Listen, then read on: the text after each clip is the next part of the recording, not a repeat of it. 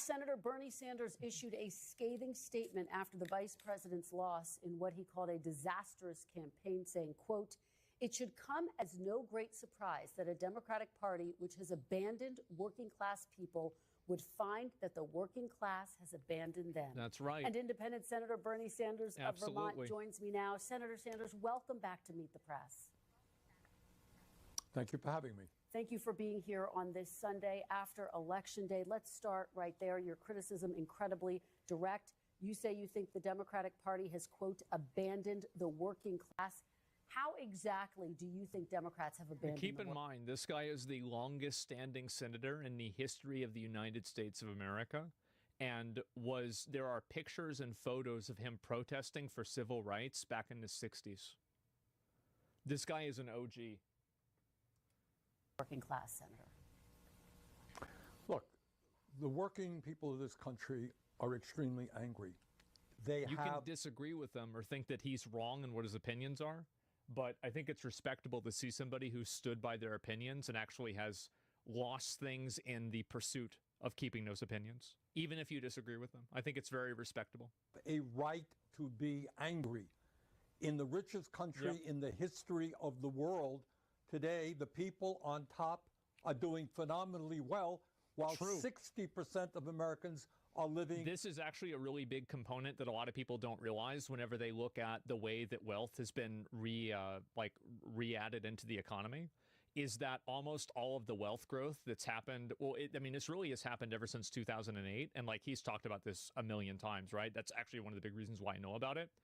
Almost all of those gains in wealth are happening at the 1% level. The average people, it's not it's not like a rising tide floats all boats. No, the average people are in a fucking desert. Paycheck to paycheck, and millions of families worry that their kids are paycheck really well, while 60% of Americans are living paycheck to paycheck. That is crazy. And millions of families worry that their kids are actually going to have a lower standard of living than they do. You think about the financial anxiety living paycheck to paycheck is. Every time that you turn on your car and it doesn't immediately start up, fuck. Every time maybe your phone doesn't turn on, you're like, fuck. Every time you've got, anything happens, immediately, the financial anxiety that it creates is just absolutely fucking suffocating. You know what it's like? Oh my God. It's like somebody else is playing Sonic the Hedgehog and you're playing QWOP. That's what being really fucking poor and not having going to paycheck, that's what it's fucking like. And to be fair, I was never extremely fucking poor, right? There was a point where we were broke. We didn't have that much money. But a lot of people have it way worse than I ever did. And so, yeah, it's like playing fucking QWOP and the other people are playing Sonic the Hedgehog. That's what happens if, your dad's the president. The top 1% owning more wealth than the bottom 90%. Jesus. We're the only major country on earth not to guarantee health care to all of our people. Yep. 25% of our seniors are trying to... Here's one of the really big problems with health care is you guys know this if you've ever been pretty much broke, is that health care costs and health care anxiety exists for the middle class more than either of the extremes. Because if you're absolutely fucking broke, you can just go to the emergency room whenever you want, and they're never going to be able to get the money out of you, right? And there's a bunch of government assistance programs. My mom had them, and so I saw them in practice and in work. And so, for example, we had MAP, Medical Assistance Program. Wrong? No, it's not wrong. I literally have personal experience with this, and I know what it is. I even had it myself. And so, it's just simply not true. Basically what ends up happening is that the people that are inside of that middle area where they don't have enough money to be comfortable enough to be able to afford health care, but they don't have too little money to be uncomfortable enough to get the government assistance, those people in that middle ground, that purgatory, they are the ones that are getting absolutely fucked. I've seen it happen. Live on $15,000 a year or less. We have the highest rate of childhood poverty of almost any major country on earth. And the gap between the people on top and everybody else is getting wider and wider. He's right. And then, Kristen, on top of all of that, we got a corrupt campaign finance system which allows billionaires to buy elections. So if Wasn't this the thing that people are telling me this wasn't happening earlier today? Oh, that's not happening. Of course it's happening. What do you mean it's not happening? What do you mean? This is the biggest problem? Yes. It's terrible. And here's also another big issue. It's the non-money transactions. Like, your son is going to get hired at my company. Or we're going to hire you after you end your term at this company for a large amount of money, right? It's all of these like little soft, you scratch my back, I'll scratch yours, you know, quid pro quo type stuff. That's the bad stuff right there. And that's where it gets really corrosive. Very rarely is there just like a massive bag of money that is exchanged. Sometimes, of course, there is, but not always. An average worker out there, you're saying, hey, I'm working longer and longer hours, going nowhere in a hurry, worried about my kids, and yet the people on top have never had it so good. Where is the main thing that he said that mattered the most is the going nowhere in a hurry. That's why people are really fucking mad. It's because you used to be able to work for something and be able to like think that there was a light at the end of the tunnel, and somebody turned the light out, so people don't want to be in the tunnel anymore. Democratic Pretty Party, simple. are they prepared to stand up to these powerful corporate interests, raise the minimum wage, fight for health care for all people, make sure that all of our kids get the quality education that they need, expand Social Security? Are they prepared to do those things? By the way, I agree with him about everything here. Completely agree with him. That's the issue that we have to address. Well, as you know, your statement was met with some sharp reaction as well. This is what Speaker Emerita Nancy Pelosi had to say. Take a look. I'll get your reaction on the other side. Nancy, I know Bernie probably can't say this, but that corrupt ass witch sitting here betting on companies the day before, putting massive stock in companies. How much money has she made in the fucking stock market? How's she worth over $100 million? I thought I thought being a senator only pays you like $200K a year or $300K a year. How does that happen? $200 million. Wow. So I bet she's going to get mad at Bernie Sanders. I bet she is. She's going, oh, wow, it's so divisive. You shouldn't be saying that. Yeah, because your money's at risk. Bernie Sanders has not won. Let me, with all due respect, and I have a great deal of respect for him, for what he stands for, but I don't respect him saying that the Democratic Party has abandoned the working class families. Senator, how do you Bro, if Bernie was like, she just worried about losing her fucking money. You know that they're exempt from insider trading? And you want to know like one absolute fucking G about this? Tim Walz. Tim Walz does not have any fucking stocks. I massively fucking respect that. I do. Absolutely. That's crazy. Yes. Absolutely. You might disagree with Tim Walz about a million other things. And let's say you're right about all of those things. But with this other one thing, that's respectable. Respond to Nancy Pelosi. Well, Nancy's a friend of mine, and we've worked together on many issues. But here is the reality. I have to say to Nancy, in the Senate in the last 2 years, we have not even brought forth legislation to raise the minimum wage to a living wage, despite the fact that some 20 million people in this country are working for less than $15 an hour. In America today, we have not brought, in the Senate, we have not brought to the floor the PRO Act to make it easier for workers to join unions. We're not talking about defined benefit pension plans so that our elderly In my opinion, I think unions are a stopgap. I think unions are pseudo-government, and in a perfect world, you wouldn't need unions because the government would advocate for you in place of the unions. It's my opinion. I understand unions are a necessary evil in a lot of cases, and I don't even want to say that they're evil. But that's my personal opinion. Retire with security. And some We're not unions talking can be about bad, some can be lifting good. the cap on Social Security. I'm more pro than against so them. that we can extend the solvency of Social Security and raise benefits. Bottom line, if you're an average working person out there, do you really think that the Democratic Party is going to the mats, taking on powerful special interests and fighting for you? I think that's a good question. That's a very, very good question. Yeah, are they? Do you actually think they're doing this? Absolutely not.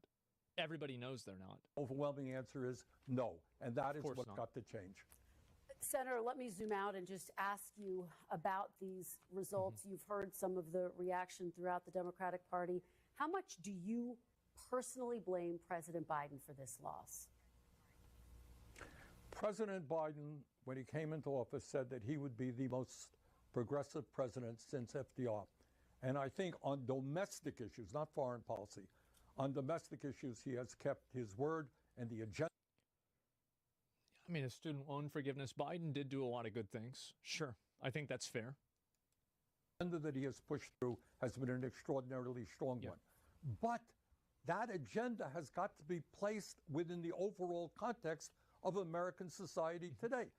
And that American society today is one in which tens of millions of working families and elderly people are struggling, while the people on top have never had it so good. But Senator, should he have got... That's the thing, is people are making more and more money ever. Biden was the worst president of all time, in my opinion. No, I understand that, like, the CHIP Act and Infrastructure Act were good legislations. Yeah, I mean, like, he did pass some good things, and they happened. You don't win any points by refusing to acknowledge reality. Yeah, like, that's true. There were some good decisions that were made. Like, it's not crazy to say that. Gotten out of the race more quickly, as some are arguing. I'm not going to. I supported him because I think his agenda was a strong agenda, a working class agenda. I'm not going to. Well, Bernie supported them because he knew it probably wasn't even going to be Biden to begin with, right? Because that's what a lot of people are saying. They're like, oh, it wasn't even him doing this stuff. It's like, yeah, you're probably right. He had some great policies. He was just not good at talking to people and presenting the message. I think that media played a really negative role in his campaign too, in like a weird way. Because it felt like the media like definitely like puffed him up in a lot of ways, but it also misrepresented other things too. And I think that at the end of the day, the media just kind of did whatever the media thought would get the media the most attention. That's basically what happened. Backwards. Kamala ran a strong campaign. She did everything that she could. She decisively won the debate. So to me, it's not just about the campaign. It's about what does the Democratic Party stand for. Exactly. Do ordinary people say, yeah, that is a party that is fighting for my interest and prepared to take on the big money interests who control the economic and political life of the country? Yeah, it doesn't sound good when you have these these celebrities that are up supporting Kamala Harris or making videos in their mansions that, you know, like there's photos coming out of them with Diddy and stuff like this, like Usher, stuff like this. It's so off-putting, right? Because it's all of these people in their ivory towers that are coming down to tell you like, oh, we need to vote to be all of us be together. It's just so fucking bullshit. The Avengers, yeah, exactly. She got the Diddy list supporting her. True, but unironically. Yeah. To me, what the issue is. Yeah, we're talking a lot about the economics. You've talked about how the Democratic Party is out of touch when it comes to economic issues. Some Democrats are saying it's not just economic issues, it's cultural issues as well. Here's what Democratic strategist James Carville had to say. Take a look. What killed the Democrats and what killed Biden was a sense of disorder. And part of the sense of disorder was the unfortunate events of what I would refer to as the woke era. Has the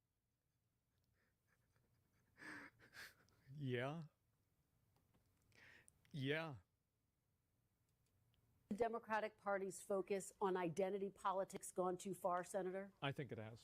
I think everybody knows that. Let me answer it this way. He doesn't want to get into it. He doesn't give a fuck about it. I don't think Bernie Sanders has ever given a fuck about identity politics at all. He's always cared about economic policy. That's been his focus the entire time. He's just not the guy to talk about this. If the Democratic Party must continue to stand up against all forms of bigotry. And Democrats should hold their head high in saying, we led the fight for women's rights and to protect the woman's constitutional right for abortion. We led the fight for civil rights, for gay rights. That is something we should be proud of. But it's not either or, Chris, and this is the problem. You can do both. You could say that I'm for raising the minimum wage to a living wage, guarantee health care for all people, expanding Social Security. And by the way, I also support a woman's right to control her own body, etc. Yeah. It's not either or. It's going forward in both directions. You know, I've been speaking to some Democrats who are concerned. Yeah, he just doesn't, like, honestly, I think Bernie literally just doesn't give a fuck about this. Like, I'm sure he has opinions on it and he cares a little bit, but I think he realizes that if you really look at where are the problems in the country, transsexuals are not at the top of that list. Even though, like, for a lot of average people it is, because they see it and it's something that they can understand, you know, from his perspective, that's not it. And I mean, I mean, who can't respect that, right? Sure. Because now President-elect Trump has beaten 2 women candidates, and their concern is that it will make it more difficult to nominate a woman candidate in the future. Do you share that concern, Senator? No, it's stupid. No, I don't. Yeah. I think it's not a question. Look, I'm not going to deny that there is sexism in this country, Sure. that there's racism, there's homophobia. It's there. But on the other hand, I think what the American people want to support, whether it's a woman, a man, a black or a white, or Latino, whatever, is they want to support somebody who is standing up, Kristen, and fighting for them. People are in pain. People are hurting. They can't afford to go to a doctor. They can't afford to send their kids to child care. Can you imagine how crazy he must feel? Where, like, you're living in the highest point in, like, U.S. history of wealth inequality, and people can't stop about who gets to use what bathroom? Like, can you imagine how absolutely fucking insane you must feel? It's so cooked. Yeah, it is. Like, it is. Or to college. They're worried about future generations and what kind of standard of living they will have. Here is the bottom line, and it has to be dealt with. You got an economy today doing phenomenally well for the people. I also want to say too, like, you don't see Bernie Sanders going out and making like a million statements on this identity politics stuff and trying to like make people think he's a good guy. Because if you want to find out like where Bernie Sanders stands on this, you can look at black and white photos of him being arrested protesting civil rights. Like, he doesn't need to virtue signal. Yeah, that doesn't even need to do that. I think that's, again, like, that's kind of like what I was saying before about how, like, a lot of the people that feel like they need to virtue signal and, like, put themselves out there and be like, oh, yeah, I'm, like, this special good person. A lot of them are doing it because they've never actually done that. You know, they've led lives of just absolute, you know, fucking uncontrolled privilege. And they've never stood for anything. They never had any sort of, like, they've never lost anything for what they believed in, right? And so I think it's also very telling that, like, one of the only people that's, like, still around, to be fair, you know, in Congress that was, like, still, like, very much, like, involved in civil rights is not even bringing that up. You think about it, right? It's not even bringing this up. It's not even part of it. On top, it is not working for the working class. All right? How do we address those issues and in the richest country on the history of the world, create an economy that works for all? That is the issue. And by the way, what Trump did in his election is to say, I know that you're hurting, and the reason is they got millions of people coming across the border illegal. They're eating your dogs. They're eating your cats. He gave an explanation. It happened to be a pretty crazy explanation. Yes, we got to strengthen the borders. Yeah. But that is not going to raise wages for working people or provide health care to all people. No. The Democrats need an explanation. And that explanation is corporate greed and the power of the billionaire class. I know that's uncomfortable for people in the Democrats. For NBC News. Yeah, it's very uncomfortable for them. Yeah. Democratic Party, some people. But that is the issue we have to address. Senator, quickly before I let you go, I do want to ask you about the Supreme Court. Some Democrats behind the scenes quietly talking about the possibility, should Justice Sotomayor step down, to allow President Biden to appoint someone who's younger. She's only 70 years old. Is that something that you would support? Do you think she should step down? It's her decision. No, I don't. Have you heard any talk?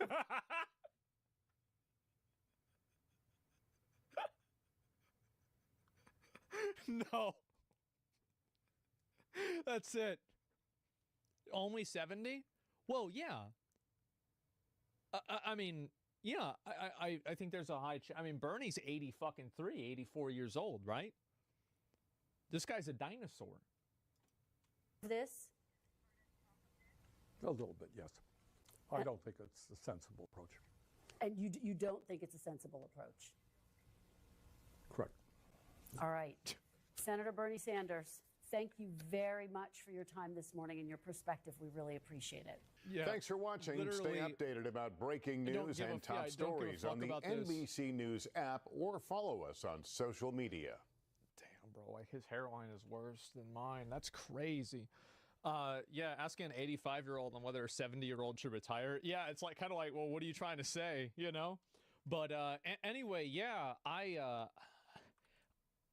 mean, I pretty much support everything that he was saying, and the funny thing is that I think that if you asked average people, like, there's a lot of like baggage that comes with words like socialism, communism, and like people have these words that are attached to like Bernie Sanders and, you know, all of that.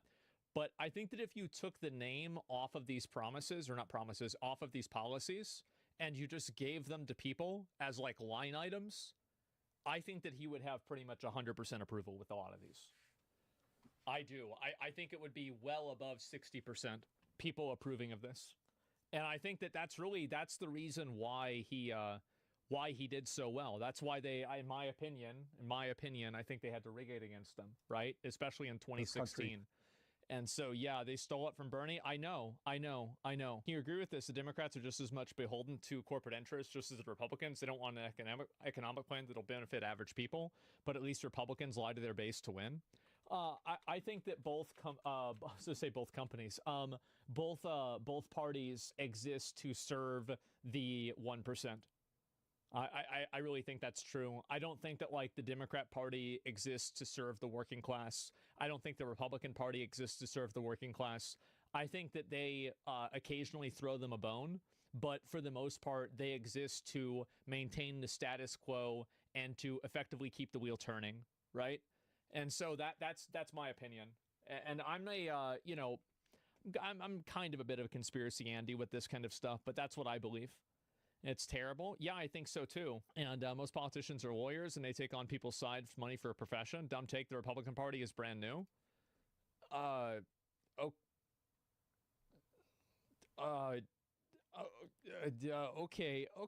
Yeah, let's just move on. Yeah, that's crazy. I don't even know really what to say about that. Let me see. I'll watch like maybe one more. Then I want to move on and do some other shit. And it's really called the Grand Old Party. Well, if I remember correctly, the Republican Party was started by, what do you call it? It was started by Abraham Lincoln, right? I'm pretty sure it was. Yeah, it was started by Lincoln. And so what are we really talking about here? What is this? To free the slaves? Yeah, I'm not sure if it was to free the slaves. But yeah, of course that's what's going to happen. AI is destroying the internet.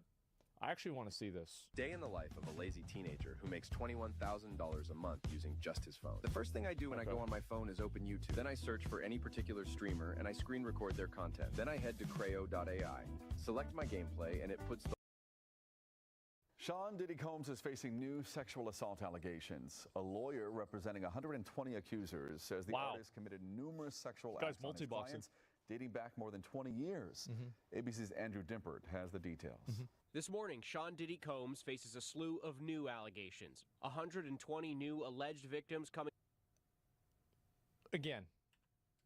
Diddy Combs faces a slew of new allegations. 120 new alleged victims. New. So this means additional. This is not 120 total victims. This is 120 new victims on top of the existing victims. Coming forward with plans to sue, claiming Combs sexually assaulted or abused them. The biggest secret in the entertainment industry that really wasn't a secret at all has finally been revealed to the world. The alleged assaults span 3 decades, with the alleged victims ranging from men and women who claim they were drugged during Combs' parties to a 9-year-old who claims Combs assaulted him in a music studio. We talk about the ages of the victims when the conduct occurred. It's shocking. 25 of the 120 individuals who are plaintiffs in these cases were minors at the time of the acts. The new accusation. For context, Bill Cosby was only like 40 victims, right? It was like 40-something women that came forward about Bill Cosby? Yeah, right? It was something like that. I was like, yeah, it was only 40. So O.J. Simpson was 20, yes. So you think about with this guy, he is like half nearly the age of Bill Cosby, with at least more than 3 times more victims. Think about that. That's insane. Crazy. Have not been fully vetted, and the lawyer expecting to file the lawsuits says victims will remain anonymous whenever legally possible. Obviously. But the claims come on the heels of a dozen other civil suits and a federal criminal case against Combs that alleges a decades-long pattern of physical and sexual violence. Oh my God. The conduct at issue spans from the years 1991 all the way till this year, 2024. The only reason many of these people are coming forward because they see other victims coming forward. Sure. That's always what happens. And it gives them some comfort that, hey, I won't be the only one. Yeah. Combs has pleaded not guilty to racketeering, conspiracy, sex trafficking, and prostitution charges. In the wake of these new allegations, his attorney says Combs emphatically and categorically denies as false and defamatory any claim that he sexually abused anyone, including minors. Oh my fucking God. This is insane. And the thing is, like any reasonable person would realize, like, obviously, it's not like this is going to be it, right? It's not like, oh, well, now there's not going to be any more of these. Justin Bieber's 48 Hours with Diddy. Yeah, this is fucking brutal. This is so fucking dark.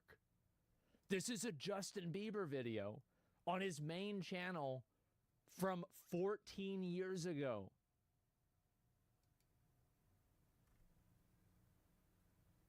Oh my God. I'll look at a little bit of this. I don't want to go through everything, obviously. It's a long one. Bro, the top comment, Judgment Day for the entertainment industry. My name is Tony Busby. I'm a lawyer here in Houston.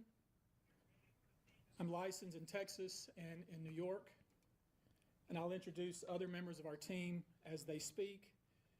As many of you know, our law firm has been at the forefront of some of the most important litigation in the United States. We like the tough cases. We thrive in the complicated cases. We've handled over the last 25 years some very people and many entities involved. Wait. The conduct we will describe today occurred over more than 20 years. There are many people and many entities involved. Okay. And we're going to follow this evidence wherever it takes us.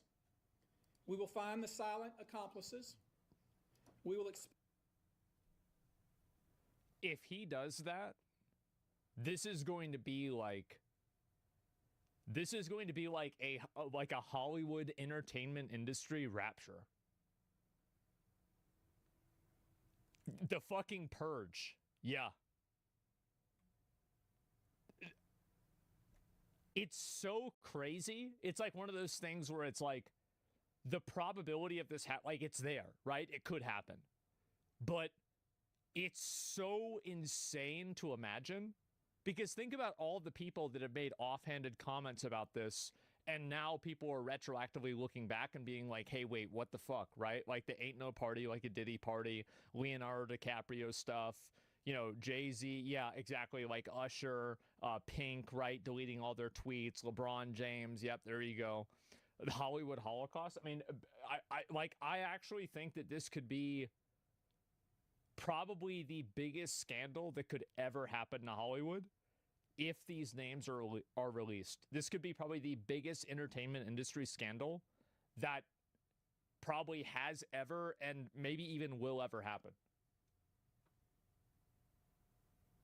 Ideally, this is what happens. We need this culling. Yeah. Bigger than Epstein? Yes. Way bigger than Epstein. Who went down for Epstein? The guy killed himself, right? And then, like, that other woman, Ghislaine Maxwell, went into jail or some shit. Like, who cares? They didn't bring down hardly anybody else besides him. Yeah, like, that's a huge difference. I'm afraid he'll end up committing suicide. That's the thing. Expose the enablers who enabled this conduct behind closed doors. Oh, my God. We will pursue this matter no matter who the evidence implicates. Epstein was for politicians. Diddy was for celebrities. Yeah, true. Where it's like celebrities are powerful, but they're not Bill Clinton, right? And so I could see this easily happen to them. Yeah, they could be done. They're not lawmakers. Yeah, these brave they don't make the rules. Step forward, deserve nothing less. The biggest secret in the entertainment industry that really wasn't a secret at all has finally been revealed to the world. The wall of silence has now been broken, and victims are coming forward. Our team has had at this point more than 3,285 individuals contact us with people claiming 3,285.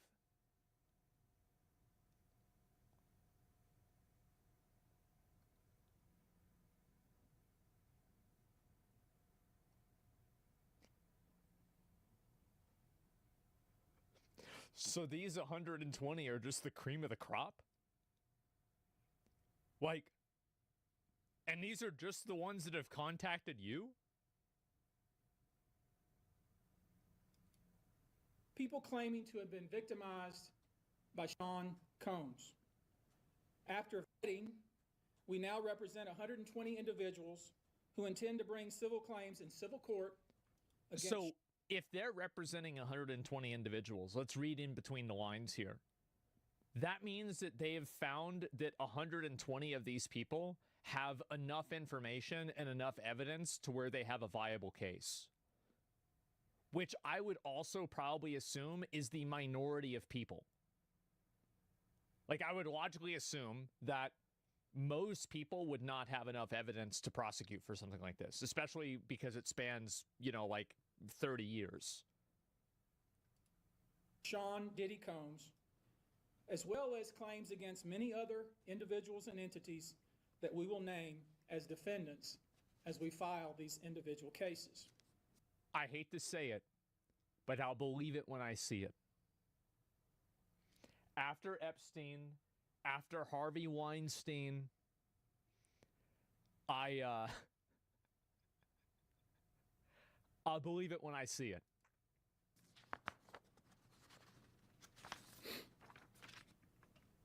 And you should know, to the extent the clients feel comfortable, we also intend to make these individuals available to the authorities, specifically to the FBI. And you should also know a few of them have already been spoken to by the FBI. Now, before we discuss the nature of the claims and claimants themselves, let me comment on the large volume of calls we have received since our first announcement. Yeah, this is 3,000. Even before the indictment of Sean Combs, we had received a small volume of calls and had screened a handful of cases. After the indictment of Sean Combs and the announcement that we were pursuing these claims, the floodgates opened. This is something that's extremely common for a lot of people that are sexual abusers and bad actors inside of different spaces, is that when a person gets prosecuted or they get criminally tried for any sort of sexual bad behavior, the average is that a person who actually gets held accountable for bad sexual behavior has already had 5 prior victims that they were not held accountable for. So that's why that's the reason, and this is a studied phenomenon, and I think this is true, like obviously with like celebrities because they're very powerful. But what I'm saying is that it's true even at like an individual private citizen level. It's extremely common.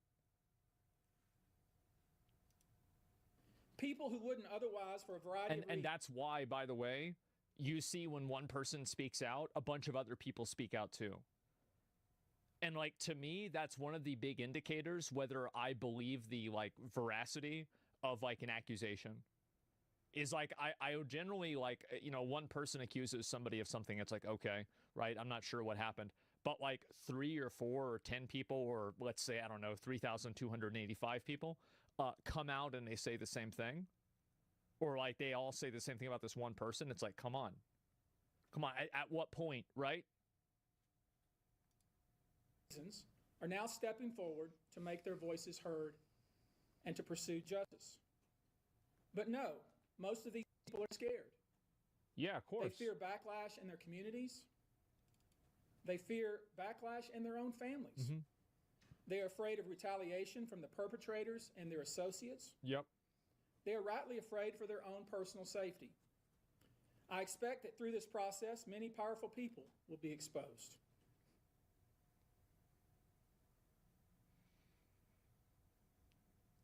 We got to protect this man.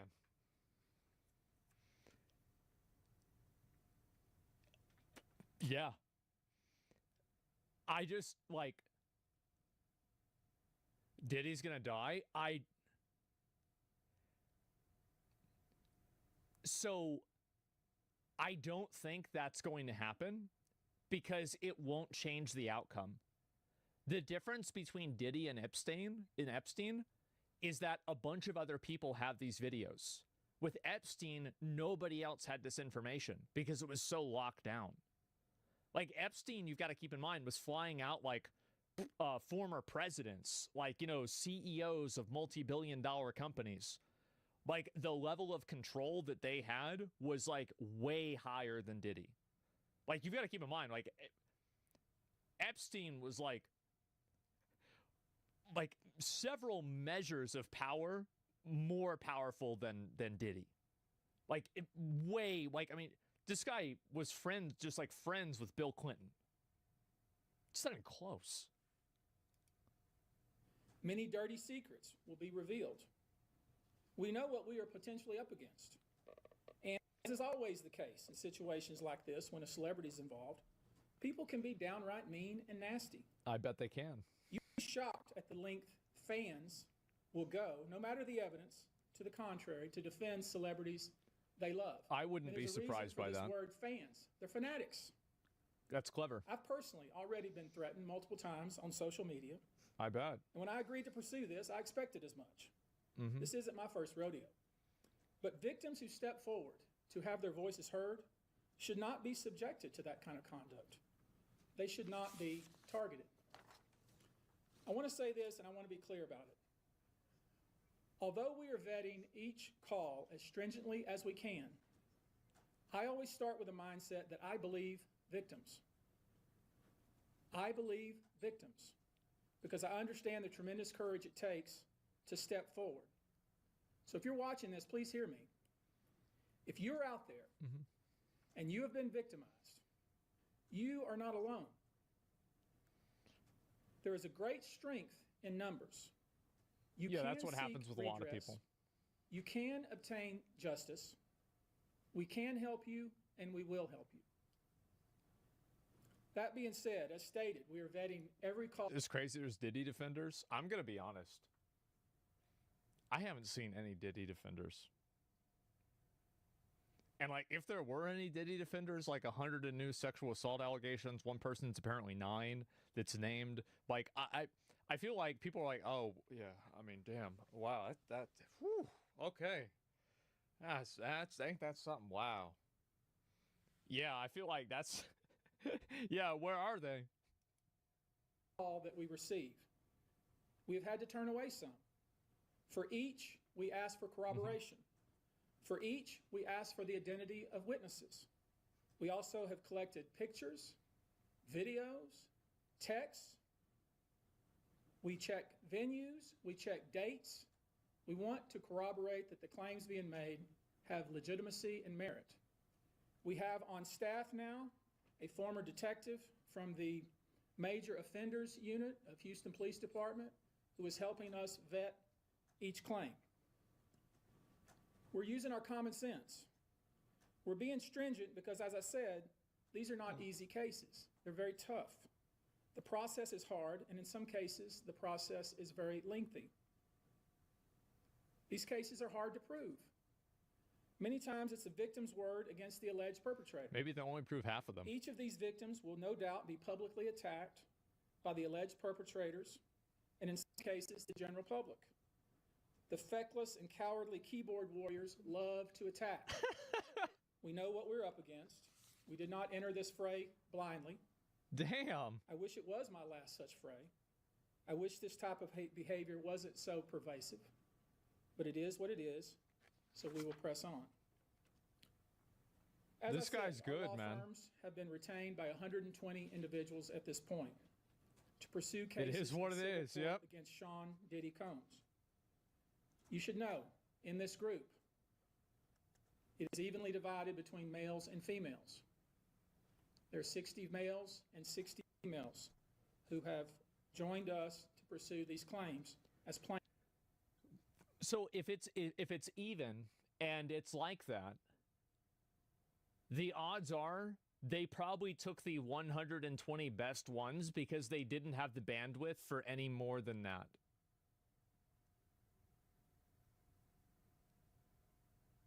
Like, that's logically what would happen, right? They took the top 60 for each one, the strongest cases. Because you've got to keep in mind, like, you can't just, like, you know, do an infinite amount of cases. Plaintiffs. In this group, 62% identify as African American, 30% are white, and the remainder are Hispanic or Asian. Victims are from more than 25 states. Mm-hmm. The majority are from California, New York, I don't know why it's doing Georgia, and Florida. I don't want to focus. Is this? Can y'all check real quick and see if this is me, or if this is the video? Can y'all do that just real quick?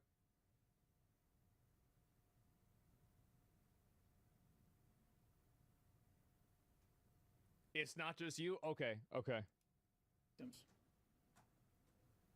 When we talk about the ages of the victims when the conduct occurred, it's shocking.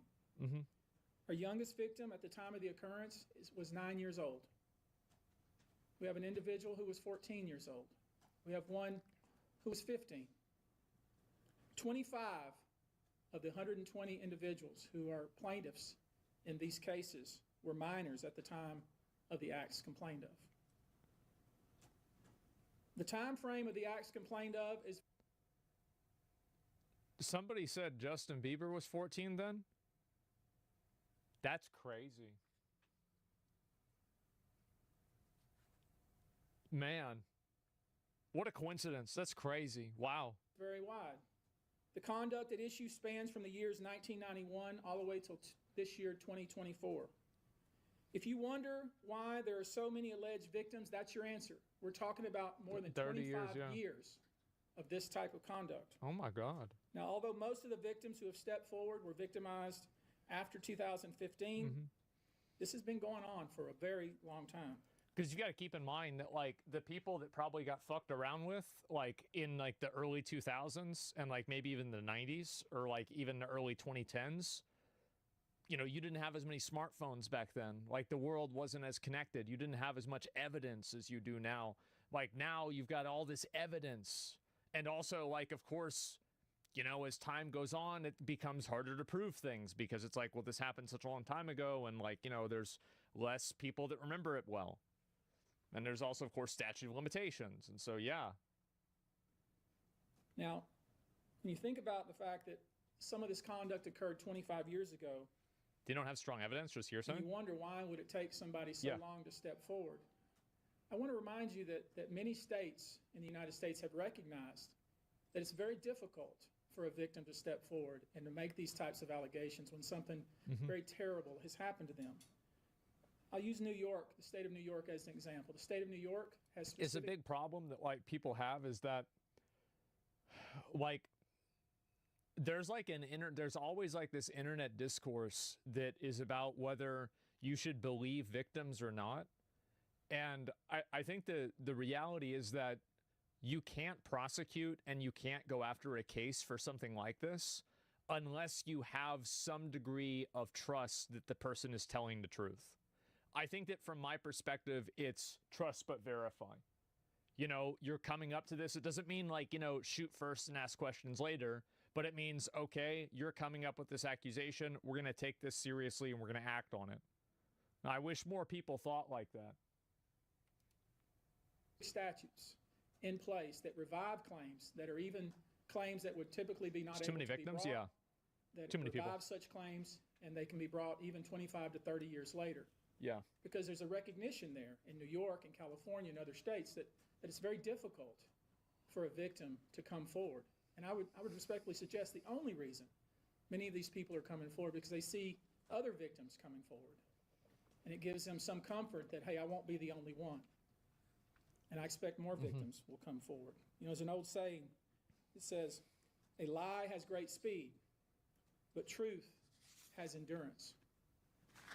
Yep. The acts complained of in these cases that we're going to file occurred primarily in New York. I never heard that. That's true. Either Manhattan or the Hamptons, or occurred in California, primarily in Los Angeles, or in Florida, primarily in Miami. Most of these events and incidents occurred at parties, typically after parties, or album release parties, New Year's Eve parties, 4th of July parties, something they called a puppy party.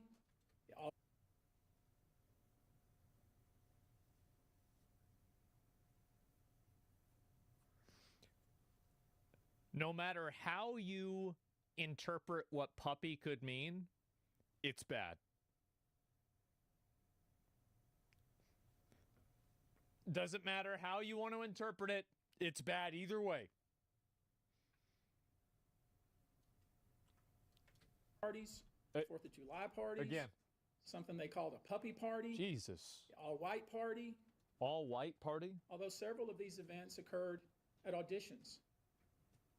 Many times, especially young people, people wanting to break into the industry, were coerced into this type of conduct in the promise of being made a star or in the promise of having Sean Combs listen to their tape or even let them read for Sean Combs. Well, that's never happened before. You should know that some of this behavior occurred at well-known venues in New York City. Some of this behavior occurred at private residences of people that we all know. Some of this behavior occurred at hotels that we're all familiar with. You should know that more than 55% of the victims filed reported this conduct to either the authorities, that is the police, or to hospitals. We're in the process of collecting with our... This goes into what I was thinking earlier, because statistically, as far as I know, there is a low probability that people filed reports.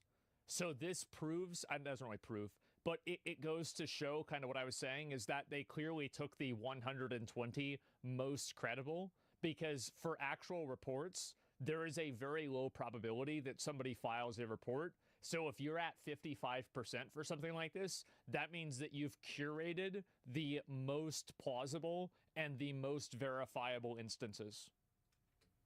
Our team assistants, medical records. You see what I'm saying? Reports that were made to the authorities, and I've already said that some of the individuals in this group did in fact talk to the FBI. You should know that several of the individuals, and when I say several, I mean many, who did in fact seek medical treatment were drug tested, and drugs were found in their system, weird drugs.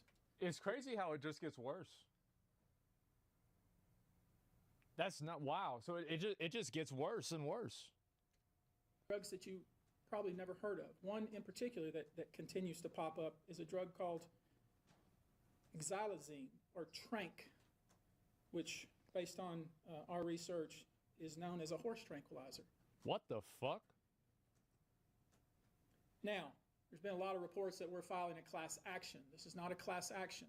Class actions when one or two people file a case on behalf of a group of people. That's not this. These cases will be individual cases. Each case will live and die on its own merit. These cases will be filed individually, one plaintiff against whoever the defendants were involved in the case. Oh my God. Each case may be filed in one venue like California. Another case may be filed in New York. Multiple charges, One case may sue just Sean Combs, but multiple other people. One case may sue a range of people. I would expect most, though, to be filed, as I said, in New York and Los Angeles. Now, I know this. Many of you came here thinking or hoping or perhaps believing that I may start naming names. Well, that day will come, but it won't be today. He's not going to do it until it goes to court. Because if he goes and he names names right now, those people will know and they can act accordingly. So obviously he's not going to name names. That would be stupid. Never tell somebody what you're going to do until you do it.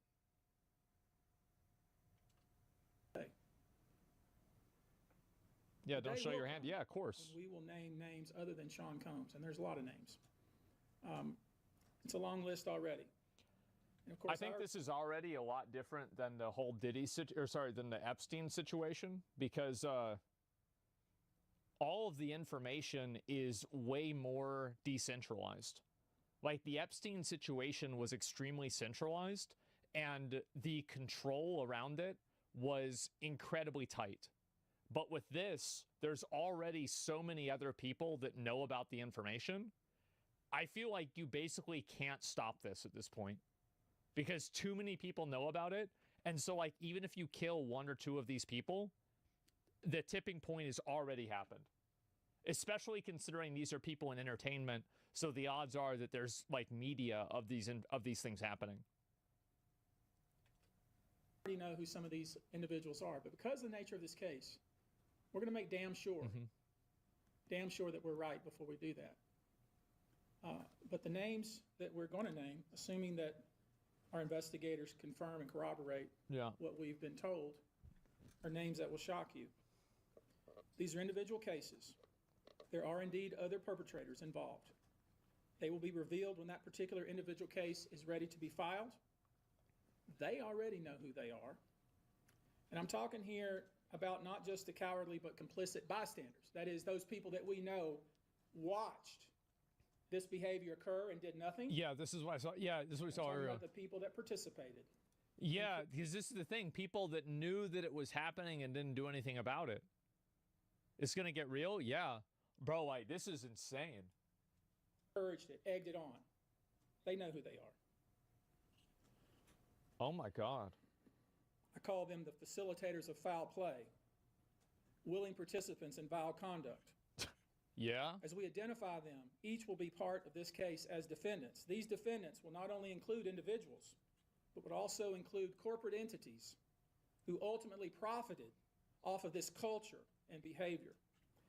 I'm looking at banks, pharmaceutical companies, hotels.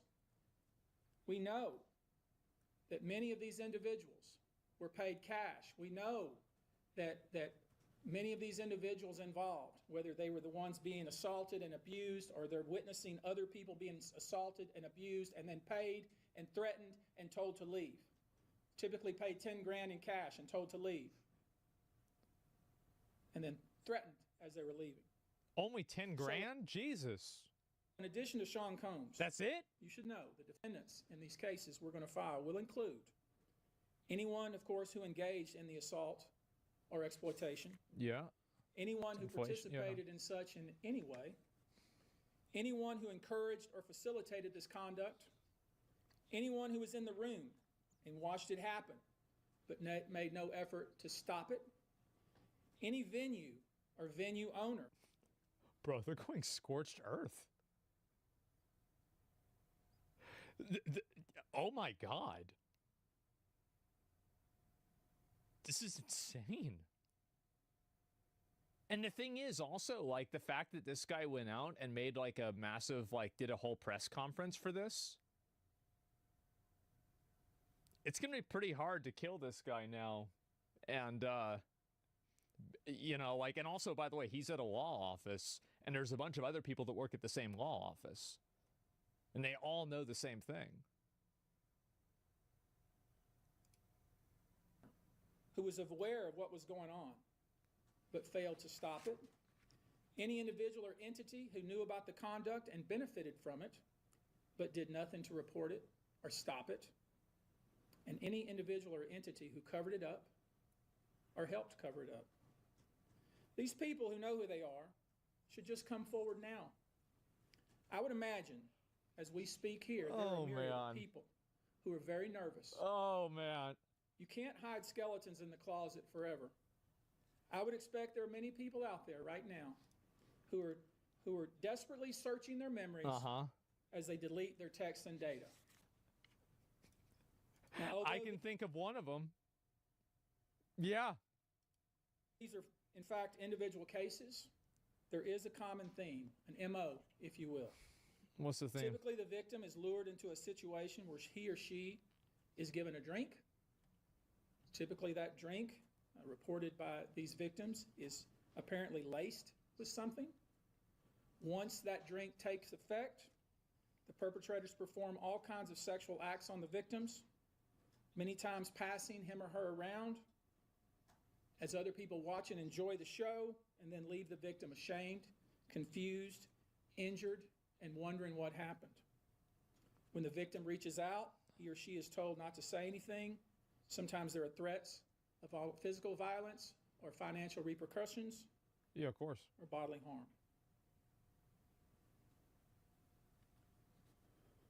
The claims we intend to bring will include the following: violent sexual assault or rape, sexual abuse, facilitated sex with a controlled substance, false imprisonment, compelling prostitution, sexual misconduct, dissemination of video recordings, false imprisonment, sexual abuse of minors. Given a large volume of cases,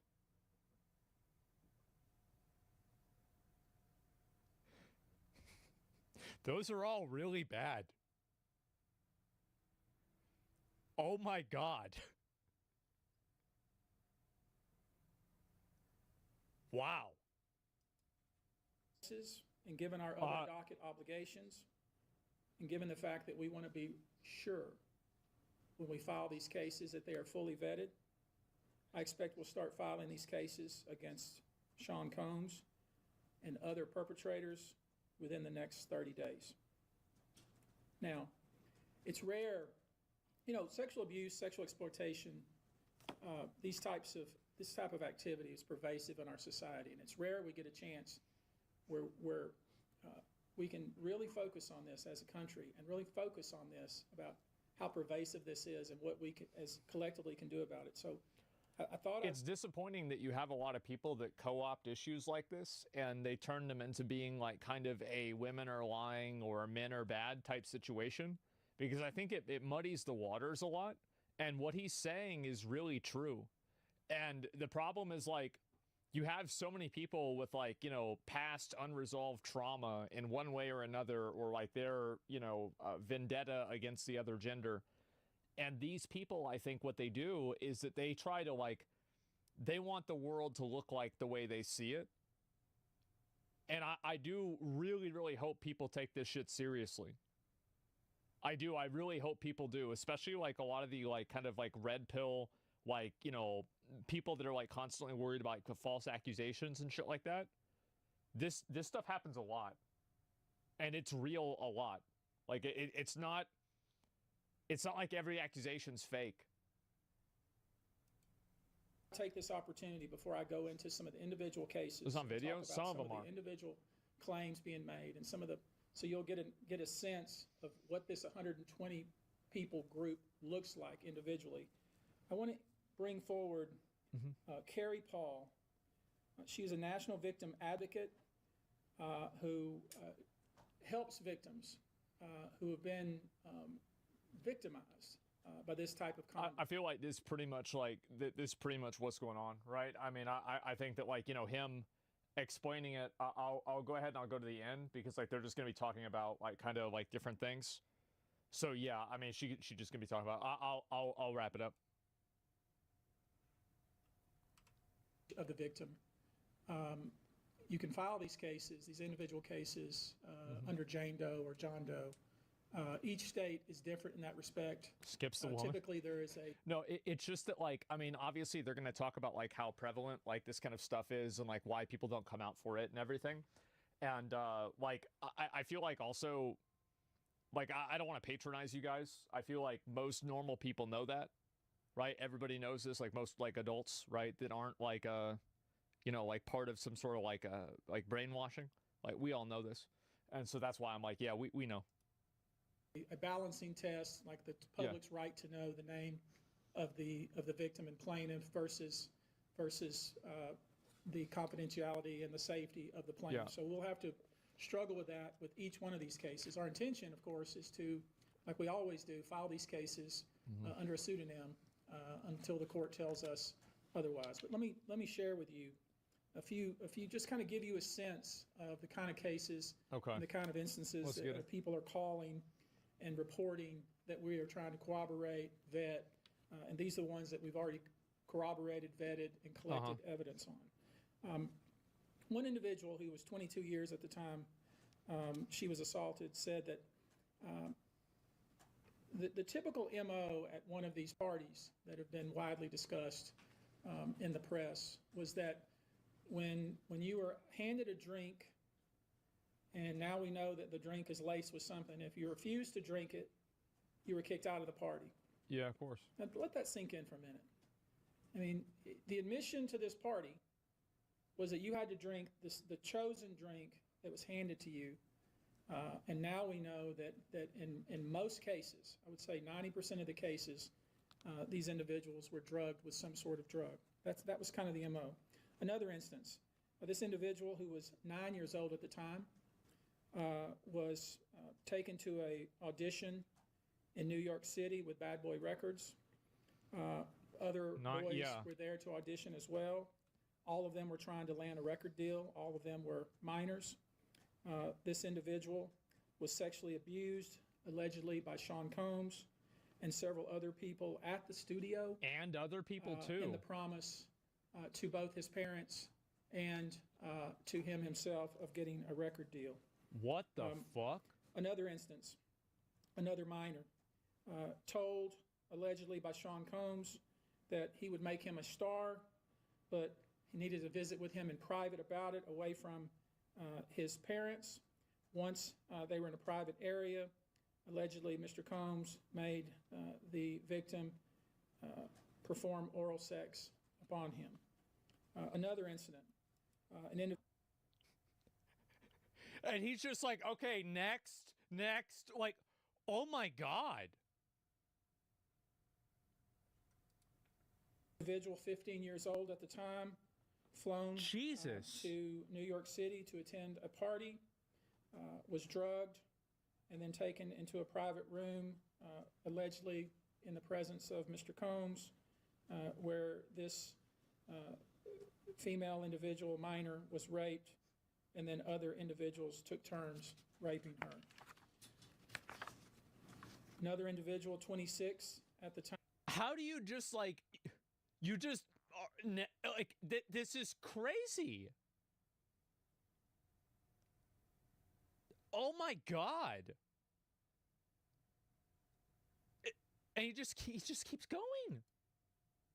Of the occurrence was picked up by, allegedly, by Mr. Combs and several other people in a black SUV from the airport, was given one drink in the SUV, and then literally woke up the next day not knowing what had happened, but with pain and damage to both her vagina and her anus, where she then went to the hospital. She was missing her underwear and her shoes. Another instance, an individual, not a minor, was attended a group dinner, allegedly with Sean Combs in Miami. She wasn't drinking because she was pregnant. but whatever she drank at the table, apparently, at least according to her, was laced with something. She blacked out, and she woke up in the same bed, again, allegedly, with Mr. Combs in his mansion in Miami. And she was pregnant? Her vagina and her anus were torn and sore.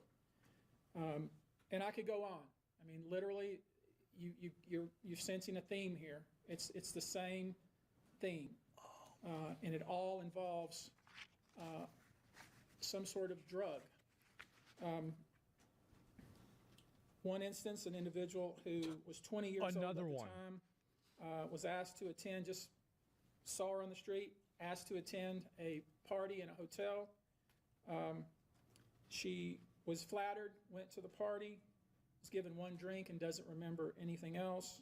Ultimately, was so messed up, went to the hospital where they found cocaine and this horse tranquilizer in her blood system.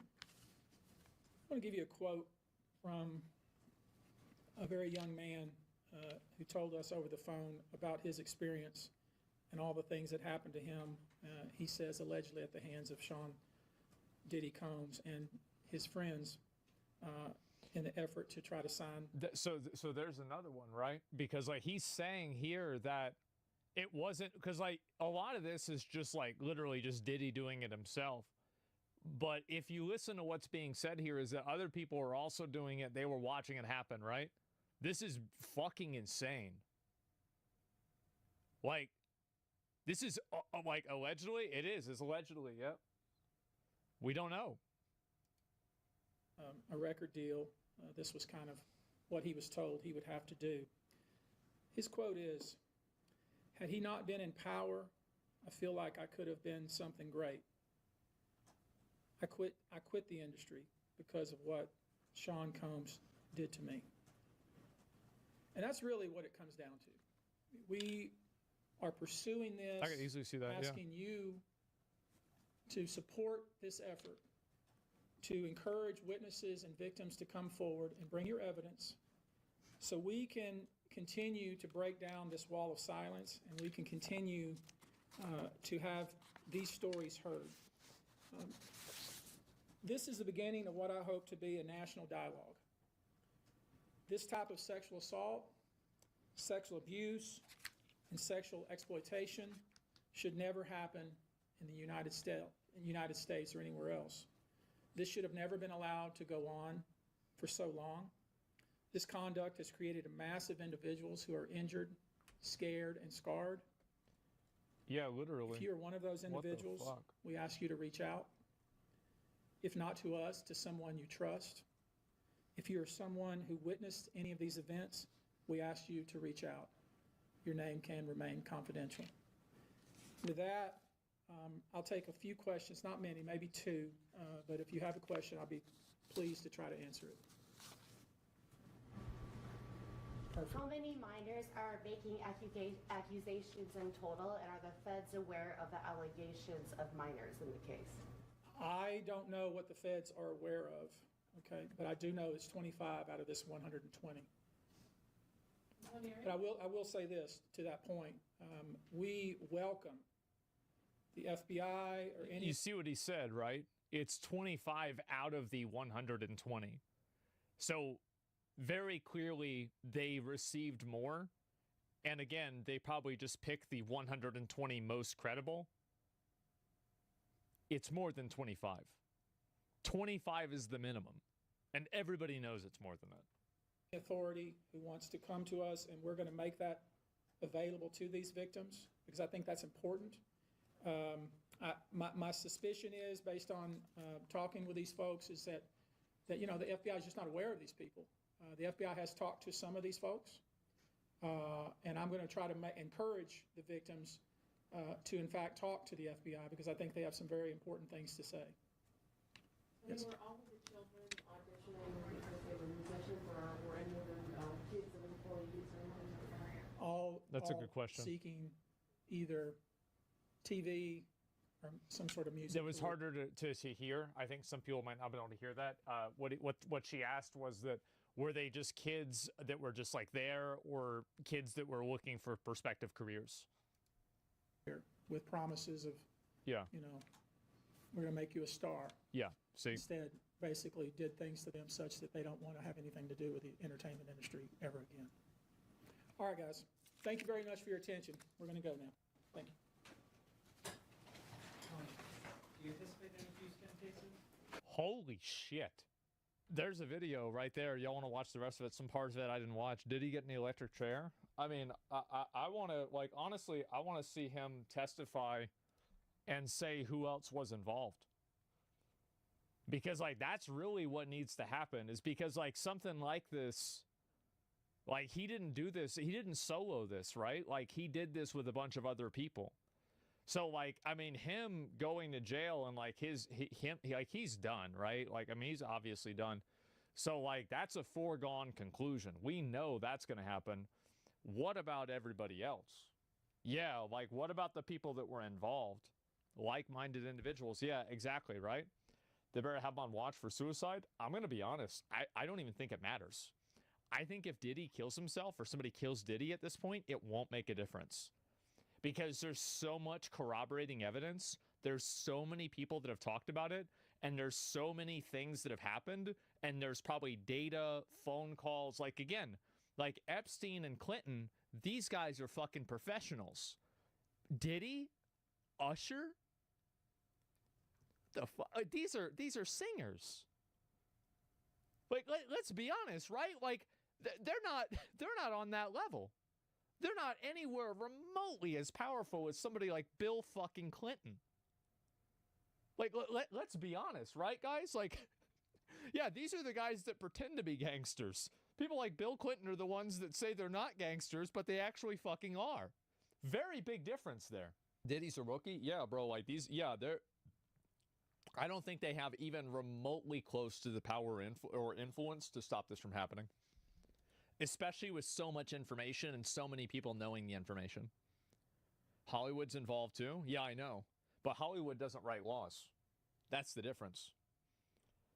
Singers who are under the influence of powerful people who invested in them? Yeah, I guess so, right? Man, Clinton made $250 million in office and his wife? Hey, you know, and that's just what we know about, right? You heard about 50 Cent selling a documentary about this to Netflix? I actually don't know anything about that. I'm not sure. They'll turn on each other. They're all snakes. Good. Like, I feel like, because, like, let's be real, right? Like, after that Harvey Weinstein shit, and the fact that, like, a bunch of other people didn't get called out for that, like, everybody knew, right? Like, we all knew, like, it is pretty obvious that, like, some bad shit happened, right? And there were a bunch of other people involved. But there just wasn't enough, like, information. Like, the floodgates had not opened at this point, right?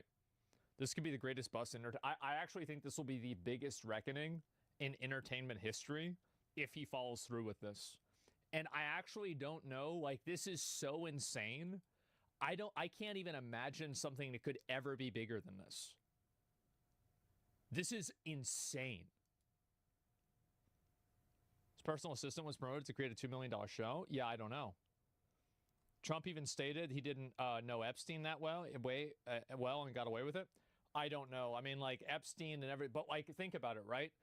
Think about the levels of magnitude of power between Donald Trump and, like, Usher or, like, P. Diddy.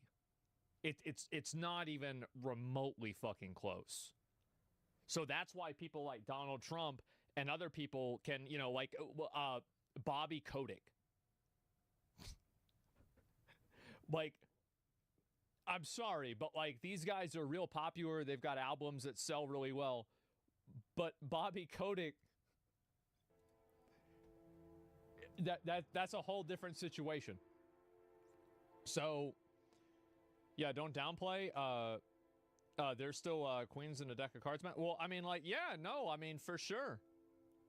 Also, his victimizing didn't slow down after all the Epstein and Weinstein shit came out. Yeah, exactly. Do you think this could implicate those powerful people like Epstein and Clinton? I do think that to an extent there is a web. How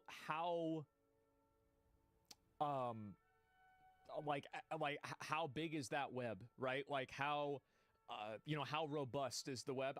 I don't know. I mean, I guess you're going to have to find out. But I feel like at this point, the big difference between this and the Epstein stuff is that, number one, you're dealing with people primarily, at least in Hollywood, that are several magnitudes less powerful than actual politicians and former presidents, right? So they have less power to exercise to stop this from happening, number one. Number two, there's a lot of talk about videos and information made about this, and it's done in a decentralized way, and there are so many points of failure. So a lot of conspiracies in my mind fall apart whenever I have to imagine that 10,000 people can keep a secret. No, don't believe it. I don't believe it. And I think especially whenever you have this much communication and this many people cooperating with each other, there will be a fuck up. Absolutely. Tunnel under. Yeah, there's a tunnel. Yeah, there are apparently Los Angeles home underground tunnel at P. Diddy's Los Angeles house near Playboy Mansion. This dude had underground tunnels. Yeah. What do you think about Trump being with Diddy in a lot of those images? I think that's very concerning. And I think everybody should, I don't think this is a shoot first and ask questions later. I mean, who knows, right? Maybe he had nothing to do with it. Maybe he did. I feel like it's totally fucking over for them. I think this could actually be like a rapture on a level that I don't think we've ever seen. I think this is going to make like the Epstein stuff and the Harvey Weinstein stuff look like a joke. And honestly, I think it's going to make the R. Kelly stuff look like a joke. This seems like probably potentially the biggest one. Uh-oh. Yep. Uh-oh. I regret to inform you the men are not okay. That's right, folks. The men are not okay. The men have no friends. Men have fewer friends than ever, and it's harming their health. The male friendship recession is having dire consequences. No girl. What's behind the rise of lonely single men? Well, I mean, probably a lot of things. Girlfriend. No college. Generation of American men give up on college. I just feel lost. Yeah, that sucks. College education, no money, are breaking their legs and inserting metal rods into their bones. It's finally over. From 5'5" to 6'0". What if they measured him in like a year after this and it turned out that he was 5'11"? Because I feel like that's kind of the same thing as 5'5", right? Yeah, does he get his money back? Does he get to sue them? Like, how does that work? I mean, by the way, I don't think this is like anything wrong with men. I mean, girls get boob implants all the time, right? They get the Brazilian fucking butt lift stuff too. So I don't think this is really that surprising. Be a few inches taller, and listening to AI Batman help them overcome their pornography addiction. I've seen these where it's like Master Chief explains to you why you shouldn't jerk off to incest porn. Master Chief convinces you to clean the dog poop out of your bathtub. No, I'm serious. Bro, I'm not kidding. Now, I'm not gonna watch one of these because if I do, I'll probably have to jump out the window.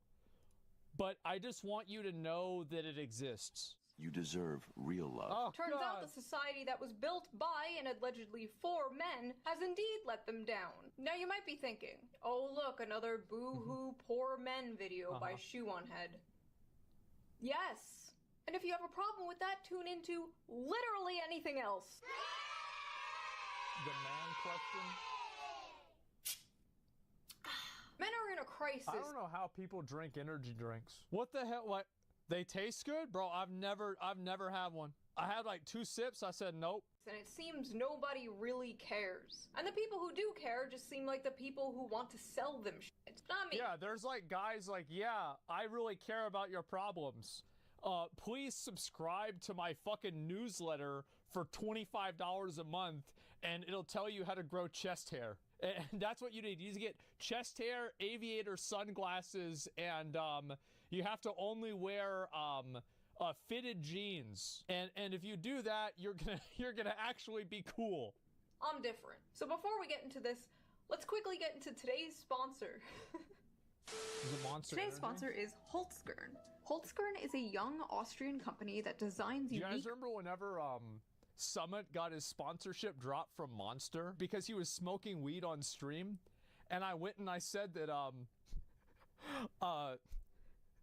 you know what Monster Energy should do is they should have a competition. Have somebody that smokes weed nonstop next to somebody who drinks Monster Energy drinks nonstop, and let's see who dies first. And I heard through the grapevine that Monster Energy is not willing to work with me in any capacity whatsoever. Crafted watches. Because I was right. And jewelry made from all natural materials. Their high-quality timepieces come in various designs for both men and women, making them the perfect gift for any occasion. They're a great blend of function and fashion, and overall I just think they look very classy, especially the men's watch collection. I was pretty impressed with the silver casing and blue marble dial of the Naturalist watch, which made for a great gift for my boyfriend. He especially loved the casual yet stylish appearance, making it an ideal choice to wear both at work and at home. I'm also really happy with the watch I picked out. I've never worn a watch. It's made from actually, I wore a watch in like 4th grade and I lost it. From black and white marble and features a nice black leather bracelet that just feels so comfy. They also create elegantly crafted earrings, very unique handbags, sunglasses, and necklaces, like this rose marble elevation necklace. It makes a really memorable and unique gift for a loved one. All of their products have a 24-month warranty, and ordering online is super easy. Bro, XQC's watch was way more than this. Yeah, I mean, come on. Free shipping to the US and most EU countries within 2 to 5 days. So if you want to get yourself a good quality watch and support the channel, I highly recommend checking out their store and clicking the link in the description below. Use my special code SHOE15 at checkout that will give you 15% off for all products store-wide. So go to the link down below and choose your own unique piece of nature. Thank you Holzkern for sponsoring this video, and thank you the viewer as always for not skipping the ad. Why are men and boys struggling? And what should we do about it? A few new studies have come out that have shown that young men are more lonely and single than ever before. But it's not just men. The women in... I think also, you know, there's a bit of this, like, I think, yeah, it's societal, but there's also a lot of guys that... It's like if you spend your time growing up jerking off to weird porn to the point to where by the time that you turn 18, you're only sexually attracted to animals that don't exist. I think this isn't healthy either. Like, there's a lot of dudes that, like, whenever they see a girl without makeup on,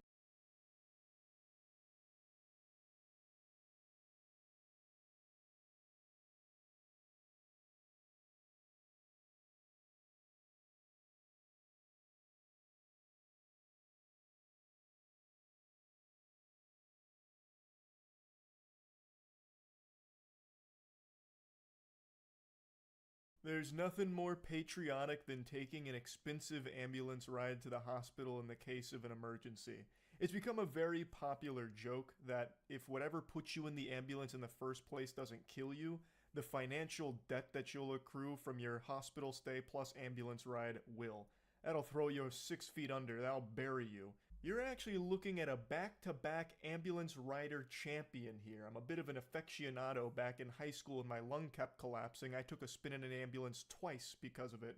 And my parents obviously care a lot about me, but I could tell both times that that ambulance pulled up, their souls left their body. Because getting visited by an ambulance is like getting visited by a money dementor. It just sucks your shit up. The first ambulance ride was one that I couldn't really avoid, but the second one, they actually transported me in an ambulance from one hospital wing to the other, which to this day I still believe is a scam, and my dad will still shake his fist about, because I could have just walked from one wing to the other. Like, I could have just been transported in, like, maybe a wheelchair or something, but instead they put me in an ambulance to take me, like, half a mile. And I'd already been at the hospital for a pretty extended period of time, so it's not like I was, you know, needing an ambulance to get me from point A to point B. I was stable. I could just, with my own power, go from one wing to the other. But they insisted on the ambulance. And in the ambulance, I wasn't even hooked up to any gear or anything. I was just kind of sitting there hanging out for the 3-minute ride. And that was, I believe, $800 to go that far, and the first ambulance ride was like $1,500 or something like that. The average ambulance ride cost in the US is like $400 to $1,200. It has a huge range depending on the state, but it doesn't seem like there's anything like super consistent with it. All that is consistent is how fucking expensive that is. But anyway, I'm getting really sidetracked. What I want to talk about is there was a bike rider in Oregon who actually just got hit by an ambulance, and then that ambulance, after blasting him on the road like it was twisted metal, picked up the bike rider, threw him in the back of the ambulance, transported him to the hospital, and billed him $1,800 for it. Can you even imagine? You're riding your bike, you get hit by an ambulance, and then they charge you $1,800 for the inconvenience of hitting you and bringing you to the hospital for the problem they caused. Galaxy Brain nefarious scheme. That is a scam that Ed, Edd n Eddy would have run, unironically. I know I use that comparison a lot, but this is actual Ed, Edd n Eddy tier. It's so good. Like, oh, we need jawbreakers. Ed, what do you think we should do? Well, let's go hit Rolf with a hammer and then charge him 25 cents for the Band-Aid. Like, that is basically what this is. I don't think they hit the bike rider on purpose, but even still, they struck the cyclist and then charged them $1,800 for the transportation fee in the ambulance. His name is William Hosch, he's 71, and he was hit by the ambulance in question after its driver made a right turn, fracturing his nose and leaving him with scrapes as well as other injuries across his body.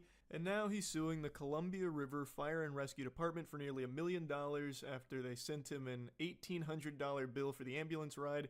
He claims he was left with permanent injuries and accrued $47,000 in medical expenses so far, with an additional $50,000 anticipated after his visit to the hospital. As they say, the dildo of justice rarely comes lubed, and I'm hoping William gets in there raw. I'm hoping he wins that lawsuit, because that is just some barnacles right there. That's some straight up fucking fish paste.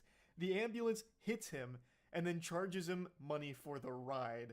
And it seems like it's not, like, it doesn't seem like they're on the hook for any damages, so he's not owed any money, even though they caused the problem. They are at fault, at least from everything I've seen here. And now he has to go through a tedious, expensive lawsuit in order to get any amount of compensation for an issue they caused. That's so crazy. The lawsuit claims that in 2022, Hosch was traveling in the same direction as an ambulance on his bicycle, and the vehicle tried to make a right turn to another street, and it crashed into him, destroying his bike. The ambulance driver estimated they were going between 2 and 10 miles per hour. Hosch estimated to police that he was going between 5 and 10. Crash left him covered in blood and resulted in prolonged injuries and pain, stiffness, tenderness, discomfort, impaired range of motion, and reduced grip. Now, it's important to remember that this man is 71 years old. So in 2022, we can do the math, he would have been 69 years old. That's not exactly a spring chicken. At that age, getting struck by a large vehicle is absolutely going to do some substantial lasting damage, I would imagine, even if it's not going 30 miles per hour, right? Unless William's got bones made out of adamantium, that's going to lead to some boo-boos. I don't think he's just making up these claims. I don't think he's doing some traditional ambulance chasing, as it's called, where someone fakes an injury after an accident in order to get a payday from it. That's not what this case strikes me as. It seems like he actually does have like a fractured nose and medical expenses that he'd like to be compensated for, considering the problem was caused by the ambulance. It doesn't sound like William was at fault. It doesn't sound like he was driving recklessly or not paying attention. I haven't seen any reports of William, popping a wheelie while giving the middle finger to the ambulance while he's going down the sidewalk and then losing control and crashing into them. So I feel like he's probably in the right here to be upset that he got charged for the ambulance ride and then also had some big medical expenses slapped on top of that. So I do think he's got some big ground to stand on here for this lawsuit. Also, there's this picture from the scene, and it had me giggling because the authorities are looking around like they're trying to locate body parts from William, like they just blew him to pieces and they're trying to locate the remnants. Like, come on, you couldn't at the very least just waive the ambulance fee considering the situation here? Was that really off the table? Now, there is a picture of William Hosch after the accident in a hospital bed, and his face is all bloodied, so he definitely did get injured. Again, this isn't him just like making things up, at least I don't see it that way, and not based on the evidence presented. He mentions that he believed the ambulance was going to keep going straight. It was like going down a hill. He thought it was still going straight, so I'm guessing there wasn't a turn signal, or at the very least William didn't see one. Then the ambulance suddenly turned right, and William was left with no time to react to it to avoid it. But the ambulance driver said he believed he had his turn signal on. Now, whether or not the turn signal was actually on, who really knows? But all I know is this headline was something special. An ambulance hitting a man and then charging him $1,800 to bring him to the hospital. That is unhinged. So I wanted to talk about it a little bit. That's it. So yeah. I have covered so many scams on my channel for well over a decade now, and I'm not pulling your leg or exaggerating when I tell you that the one I'm about to go over I find to be the most ridiculous yet. Not in terms of how intricate or in-depth the scam is. It's not some galaxy brain supervillain scheme. It's your standard, classic pump and dump cryptocurrency hogwash. However, it was run by an online pastor and his wife, and they brought in over $3 million and personally pocketed over $1 million into their own little piggy bank. And basically, they led their followers to believe that God would make them extremely wealthy if they put their money into Index Coin, which was their cryptocurrency. I've mentioned this before, but I used to be extraordinarily religious. I actually got baptized twice because I was concerned the Lord might have missed my first baptism. You know, maybe he slept in and didn't get to see it, so I wanted to make sure to do it again just in case. I feel like I can say on good authority that this is just downright blasphemous. That is usually something attributed to the work of the devil, where you sell your soul to the devil in exchange for wealth. That's not something God would ever really say, like, hey, put money into crypto and I'll make sure that it 10x's to the moon. It's a good one, trust me. So the pastor and his wife are facing fraud charges for this, and he released a 9-minute response video. And I don't know how he was able to record that whole video without getting smited, because the shit he says in there is just diabolical. I'm not kidding. He says God told him to do this. He says that God was the puppet master behind all of it, instructed him to do this. Basically, he's just blaming the big man upstairs for this whole hoopla, fundamentally saying that the Lord forced him to scam Christians, like when you really boil it down. And that's only the tip of the iceberg. Mudahar just made a video going more in depth on the particulars of the scam itself, so if you want more information on exactly what happened in that regard, check out some Ordinary Gamers video on it. I'm here to focus on the absurdity of it and the response video that he released, because hooey, it is wacky. Someone by the name of Molly White gave us all a blessing of a nice, concise supercut that breaks down the 9-minute video into just the most important moments that he talks about. So that's what we're going to be watching as opposed to the whole thing. Caitlin and I are being charged in a civil charge from the Colorado Securities and Exchange Commission for basically selling millions of dollars worth of cryptocurrency that is deemed worthless by the state. And by everyone else in the world with eyes. So he's trying to cushion it a little bit, like it's a civil lawsuit for all of this, and it's deemed worthless by the state, but it is worthless completely by every possible definition ever. It is worthless. This was, from the get-go, it seems, designed to just make them a lot of money and fuck a lot of the followers in the ass. So there's a lot of people that lost a lot of money on this, and now they're looking at some repercussions, and this is his attempt to try and spin himself as kind of the victim here. Now, the reason that they're saying that it's worthless is because there is no exit for people who have bought. Do you know what we call that? A scam. Basically, people who bought in can't exit. Their money is now stuck there. But you know who could exit? The pastor and his wife. Oh, and they did. They made off like bandits with over $1.3 million. We launched an exchange. The exchange technology failed. Things went downhill. And from that point forward, we've just been waiting on the Lord literally for a miracle. So the charges are that Caitlin and I pocketed $1.3 million. And I just want to come out and say that those charges are true. So there's been $1.3 million that's been taken out of, I think it was a total of $3.4 million. But out of that 1.3, $500,000 went to the IRS, and a few $100,000 went to a home remodel that the Lord told us to do. Yes, you heard that correctly. Go ahead and rewind it if you're still in disbelief.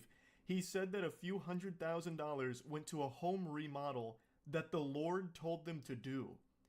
What an insightful conversation that must have been with God. I had no idea God was so into interior design. Not many people get that privilege of being able to speak to him directly. I love to imagine that. Pastor Eli just hanging out one day and God gets him on the horn, rings him up, and he's like, hey, Eli, buddy, listen, your house is atrocious. Am I a joke to you? You worship me in a place that looks like this? It's embarrassing. It's revolting. Listen here. Allocate a few $100,000, upgrade this bitch ASAP, so that way you can start worshiping in style, because this is not what Christianity is about. You're living in a goddamn crack shack, and we've got to fix that ASAP, okay? All right, this is the Almighty signing out. Amen. Saddest part is, this strategy actually works. This is an extremely effective tactic used by a lot of really corrupt, evil pastors, most notably Kenneth Copeland. Kenneth Copeland has private jets, and when asked about it, he defends it by saying that God wants him to. There's also another pastor, I forgot his name, but he's a friend of Kenneth Copeland's. The two of them are like these demonic leeches that feed off of each other's wealth, and they both have private jets, and basically said that God needs them in a private jet because it brings them closer to him. And if I remember correctly, they were even quoted saying that they can't be caught in a tube with demons, so they need the privacy of the jet to be more spiritually attuned with God. That's how they justify this luxurious lifestyle they live, which of course runs counter to the actual lessons of Christianity, but for some reason they keep getting away with it. Even in this case, Pastor Eli is receiving a lot of support from the people that he has directly scammed and openly admitting to scamming. So how this whole thing started is the Lord told us in 21 to walk away from our marketing company, and he said, I'm going to do a new thing. And then he took us into this cryptocurrency. It was a different cryptocurrency other than index coin at the time. Well, that cryptocurrency turned out to be a scam. Oh my goodness, he's portraying the Lord as like a reckless investor here, a crypto bro. How many NFTs does God have, you think? How many Bored Apes does he own? Also, Pastor Eli and God must be like this. They must be tight, because they are constantly talking, so much so that the Lord tries to pitch him on cryptocurrency. Like, hey, bud, brother, take a peek at this thing. Have you ever heard of cryptocurrency? It uses this holy technology called the blockchain. We should check this out. You should look into this a little bit, Eli. And then, like, the first coin that God leads him down the path of is a scam. He even just openly says it right there. So, like, the first coin, you know, right after going down the spiritual journey with God, it was a scam. How anyone can hear this senseless drivel, this gobbledygook from Pastor Eli and actually take it seriously and believe it is beyond me. But let's play ball with it for a second. God is the creator, and he's omniscient.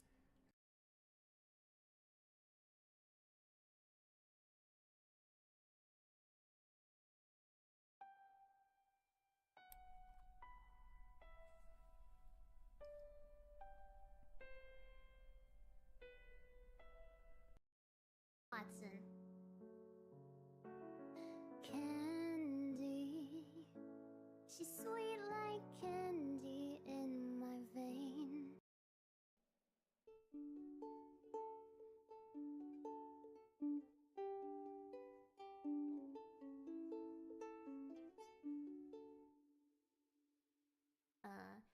Here I am waiting, I'll have to leave soon.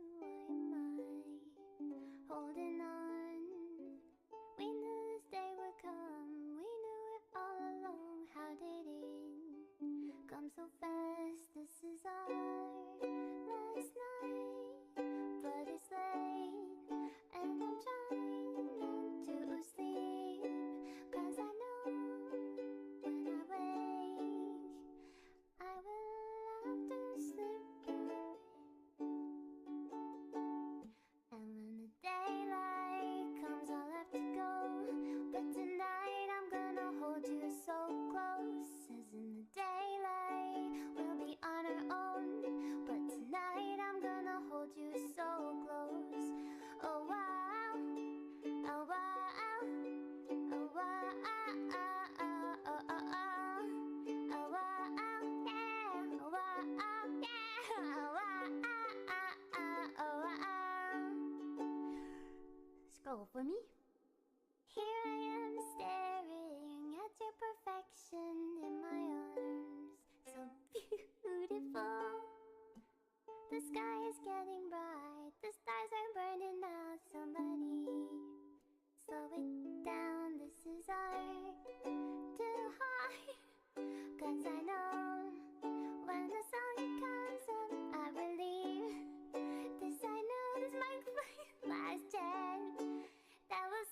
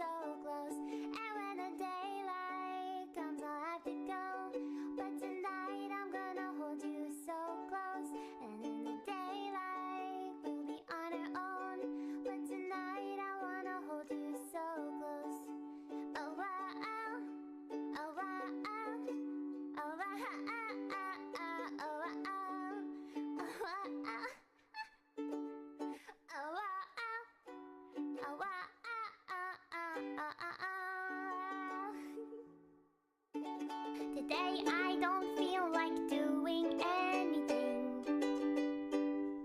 I just wanna lay in my bed.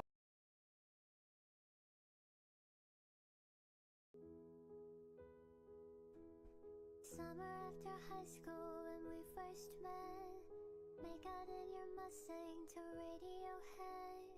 On my 18th birthday we got matching tattoos.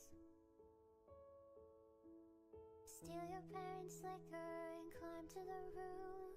Talk about our future like we had a clue.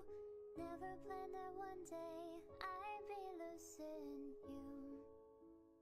In another life, I would be your girl. We keep, oh God, promises be us against the world. In another life, I will make you stay, so I don't have to say we're the one that got away. The one that got away. I'm not crying, it's just my voice literally giving out. I was June and you were my Johnny Cash. Never one the other, we made a pact. Sometimes when I miss you, I put those records on. Someone said you had your tattoo removed. Saw you downtown singing the blues. Time to face the music I no longer amuse. In another life, I would be your girl. We'd keep all our promises, be us against the world. In another life, I would make you stay. Say we're the one that got away. The one that got away. The one. The one. Oh God. The one. The one that got away. Time machine. No, I can't replace you with a million rings. No, I don't know this part. Should've told you what you meant to me. Whoa, whoa. 'Cause now I pay the price. In another life, I would be your girl. We'd keep all our promises, be us against the world. In another life, I would make you stay, so I don't have to say we're the one that got away. The one that got away. The one. The one. The one. In another life, I will make you stay, so I don't have to say we're the one that got away. The one that got away.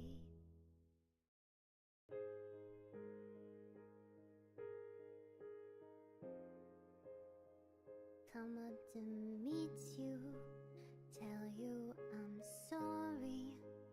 You don't know lovely you are. I had to find you, tell you I need you, tell you I set you apart.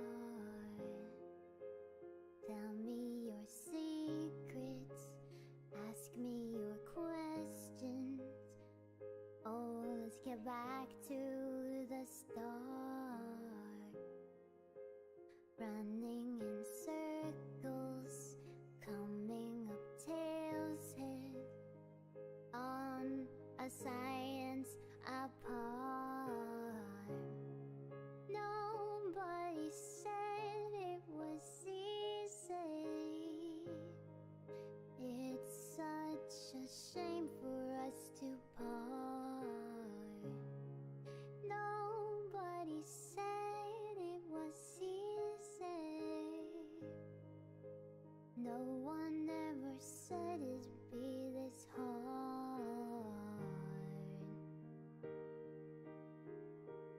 take me back to the start.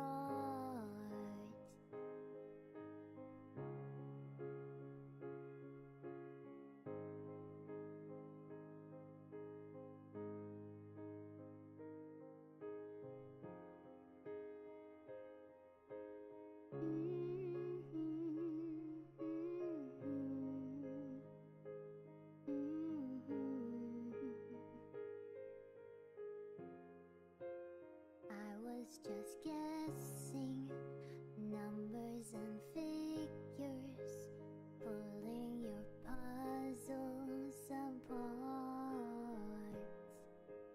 Questions of science, science and progress do not speak as loud as my heart. Tell me you love me, come back and haunt me. Oh, and I rush to the start, running in circles, chasing our tails and coming back as we are. Nobody said this was easy. It's such a shame for us to part. Nobody said this was easy. No one ever said it'd be this hard. I'm going back to the start.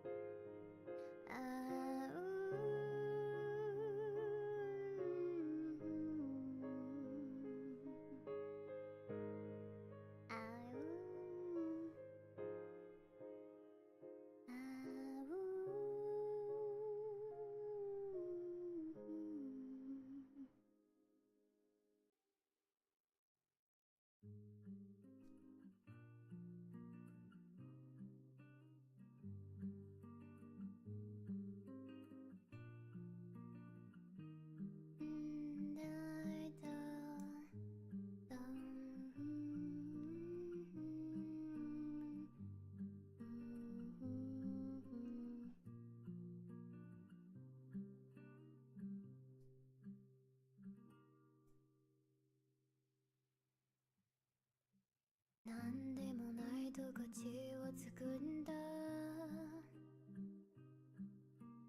本当はちょっと足を止めたくて、だけでも君は林ですと前を行くから僕はそれを見つめてる。最終日君を乗る僕を置いてって走り出すゆっくりと地面がずれていく。泣いちゃダメ泣いちゃダメでも本当は言いたいよ。行かないでどこへと消えていく僕を置いてってもうずいぶん見えないよ夜が崩れていく。泣いちゃダメ泣いちゃダメでも本当は言いたいよ。行かないで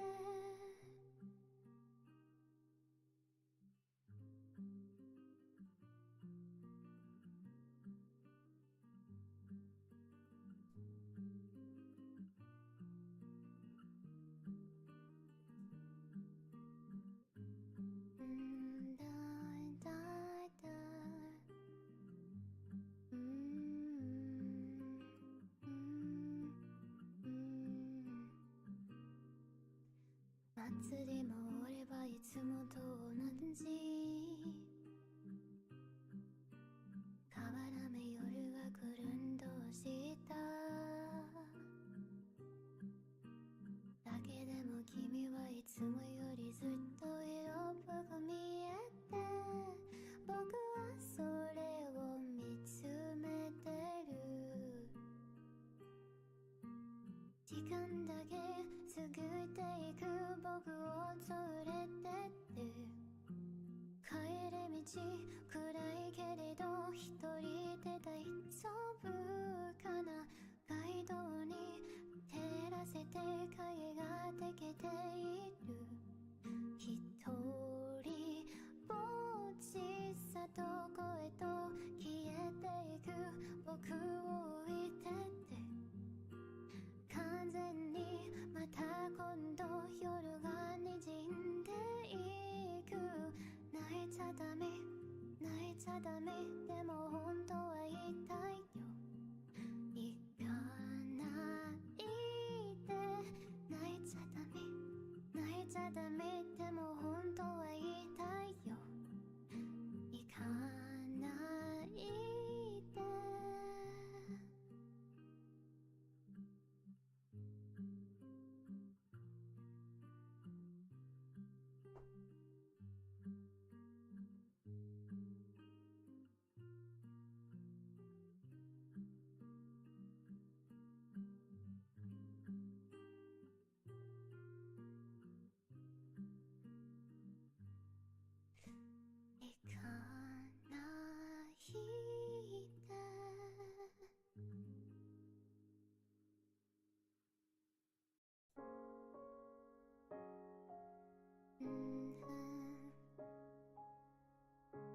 White lips, pale face, breathing in snowflakes, burnt lungs, sour taste. Lights gone, days end, struggling to pay rent, long nights, strange men. And they say she's in the class A team, stuck in her daydream. Been this way since 18, but lately her face seems slowly sinking, wasting, crumbling like pastries. They scream the worst things in life come free to us, 'cause we're just under the upper hand. Go mad for a couple grips. She don't wanna go outside tonight. And in a pipe she flies to the motherland, sells love to another man. It's too cold outside for angels to fly. Angels to fly.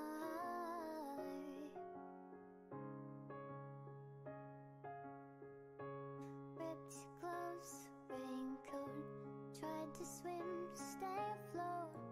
Dry house, wet clothes. Loose change, banknotes, weary eye, dry throat. Call girl, no phone. And they say she's in the class A team, stuck in her daydream. Been this way since 18, but lately her face seems slowly sinking, wasting, crumbling like pastries. They scream the worst things in life come free to us, 'cause we're just under the upper hand. Go mad for a couple grips. She don't wanna go outside tonight. And in a pipe she flies to the motherland, sells love to another man. It's too cold outside for angels to fly. An angel will die, covered in white. Closed eye, I'm hoping for a better life. This time we'll fade out tonight. straight down the line.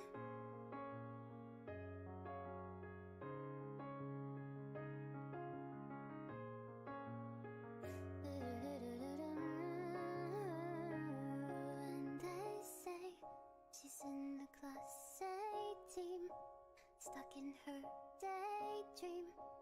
Been this way since 18, but lately her face seems slowly sinking, wasting, crumbling like pastries.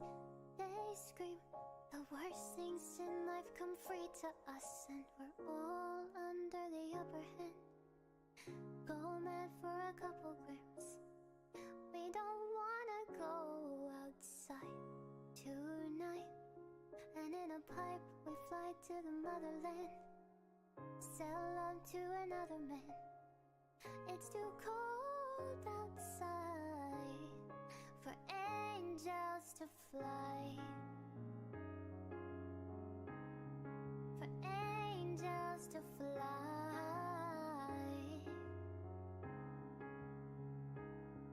to fly, to fly. Angels to fly, to fly, to fly, for angels to die.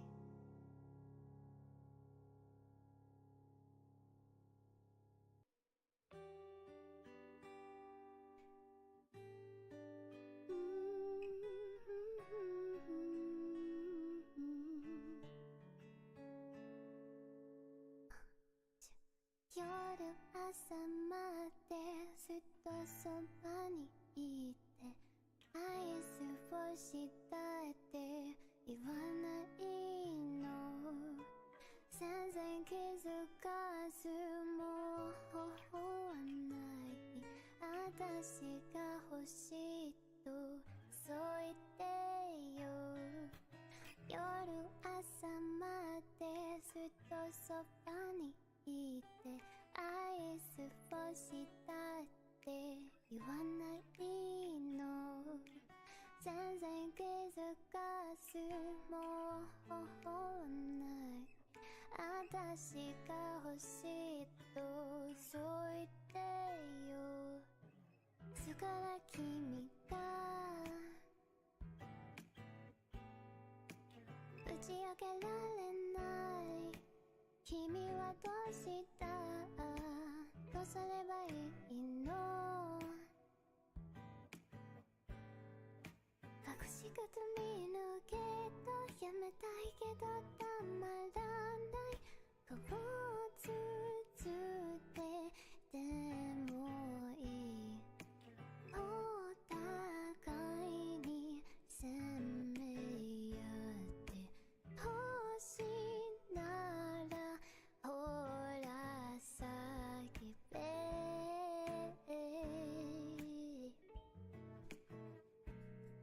胸を張って息を飲んで、見たことのないような dress like this。 こんなに素敵人はない。 Probably why 君はたまたまま like zip like it love it たまらん。 Take it only 奪った。 Boy stop playing 集中して。 Shawty save it 進め。正直に言え。 Knowing you want all this woman。 周りが悲しいと I feel with me。 友達が say you make a meet realer than anybody 変わりがない。 All of the body より触れていい。夜朝までずっとそばにいて、アイスをしたって言わないの。全然気づかずもう微笑んない。私が欲しいとそう言ってよ。夜朝までずっとそばにいて、アイスをしたって言わないの。全然気づかずもう微笑んない。私が欲しいとそう言って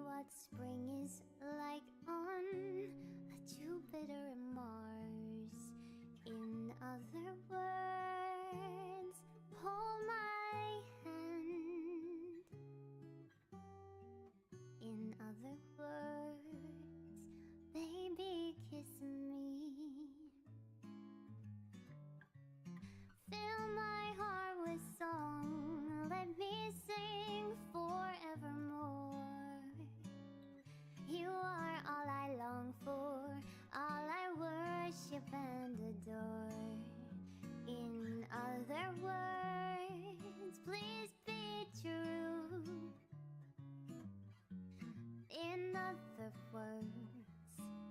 愛してる。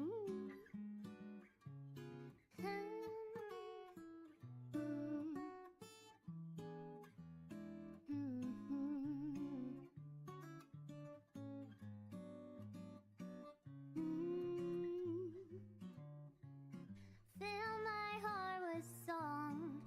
Let me sing forevermore. Oh God. You are all I long for, all I worship and adore. In other words, please be true. In other words, in other words, in other words, I love you.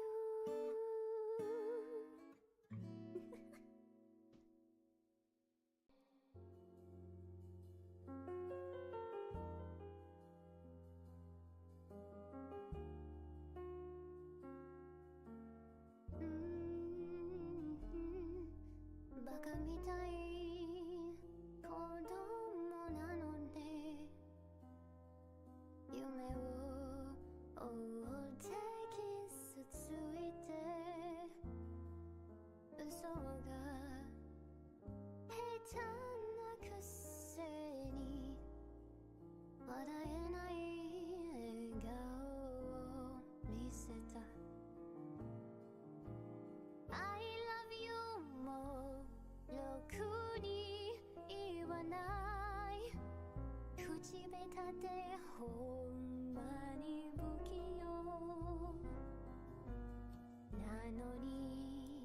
なのにどうしてさよならは言えたの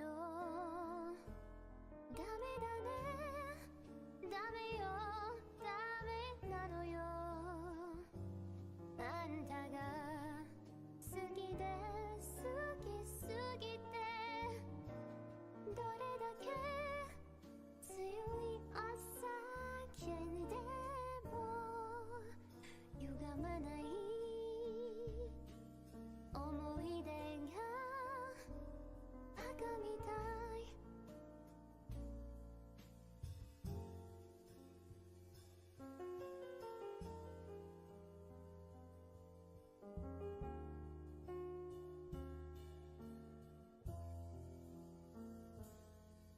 バカみたいほんとバカで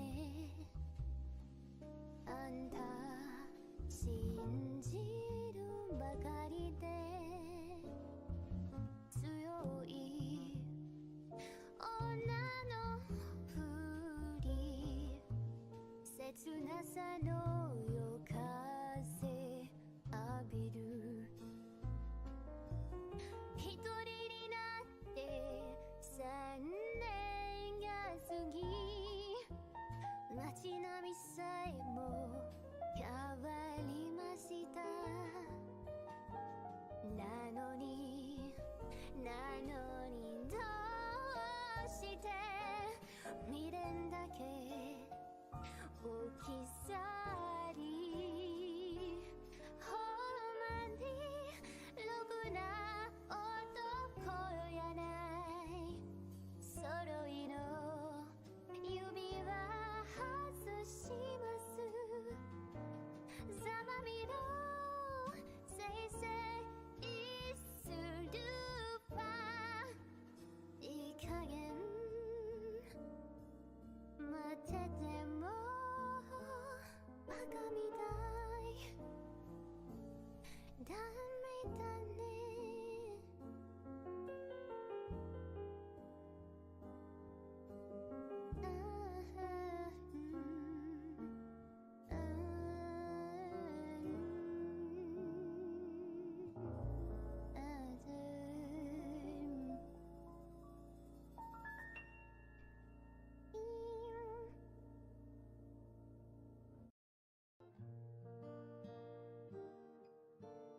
Talking away I don't know what I'm to say I'll say it anyway Today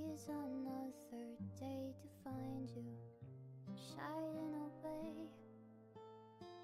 I'll be coming for your love, okay? Take on me. Take me on. I'll be gone in a day or two.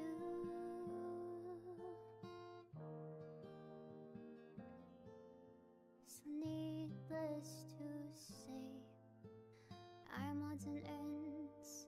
That's me, I'm stumbling away, slowly learning that life is okay. And say after me,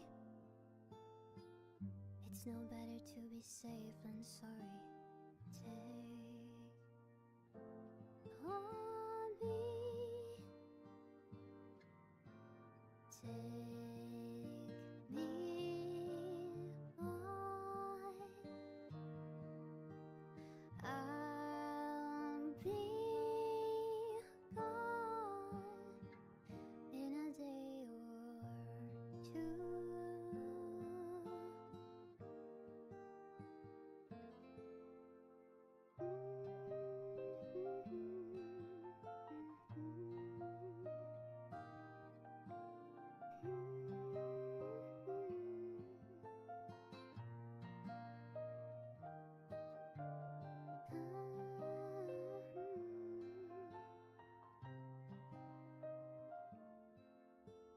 Things that you say, is it a life or just to play my worries away?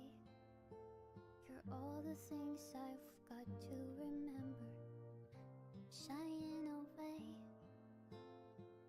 I'll be coming for you anyway. Take on me. Take me on. I'll be gone in a day or two.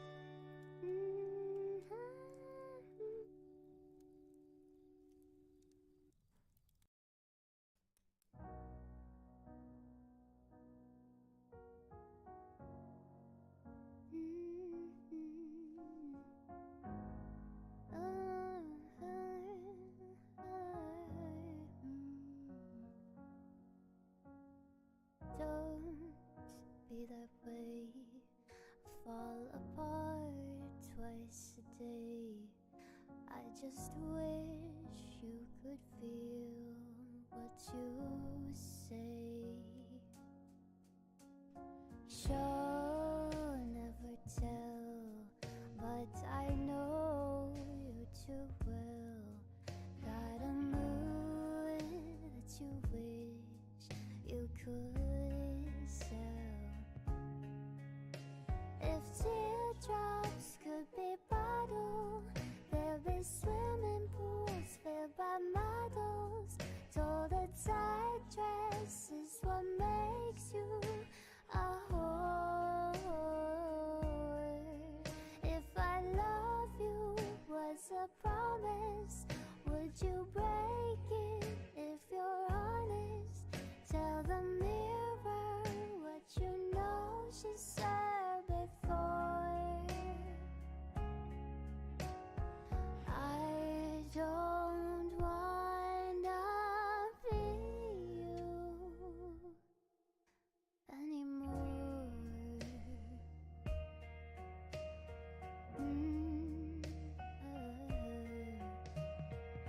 Hands getting cold, losing feelings, getting old. Was I made from a broken mold? Hurt I can't shake. We've made every mistake.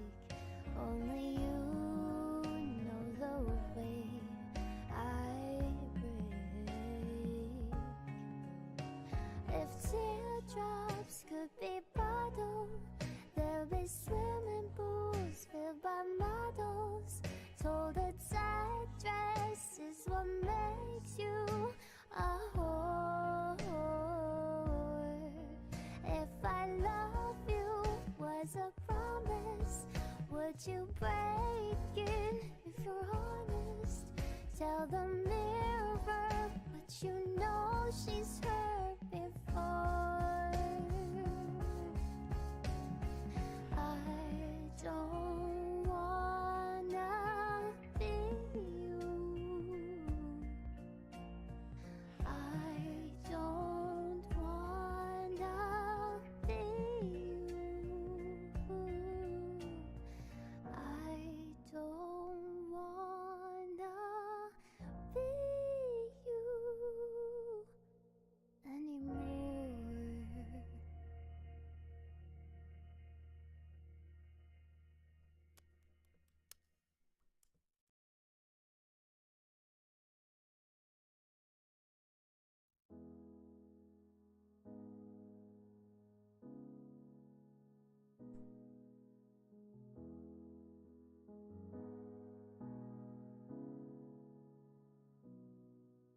When you try your best but you don't succeed. When you get what you want but not what you need. When you feel so tired but you can't sleep. Stuck in reverse.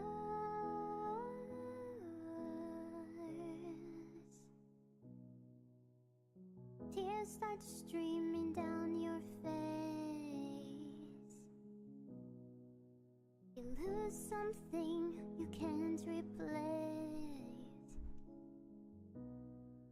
When you love someone but it goes to waste. What could be worse?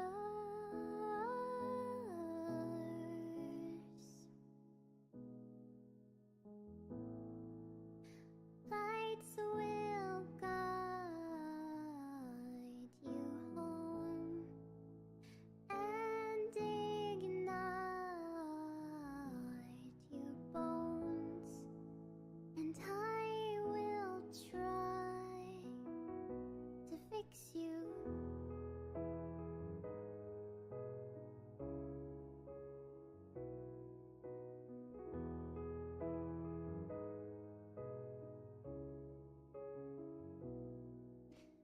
High above or down below. When you're too in love to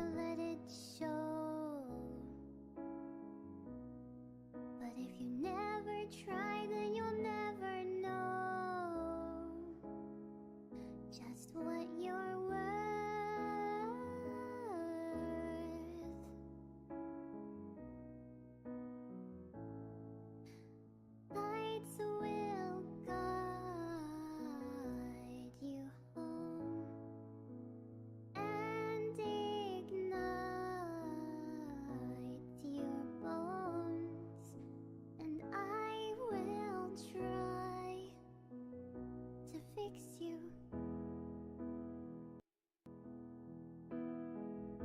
Oh, you too. Okay. Okay, you too.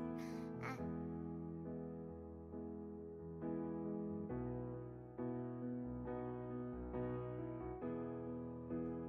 Down your face. When you lose something that you can't replace. On the tears down your face. And I don't know this part. Streaming down your face. I promise you I'll learn from my mistakes. When tears stream down your face. And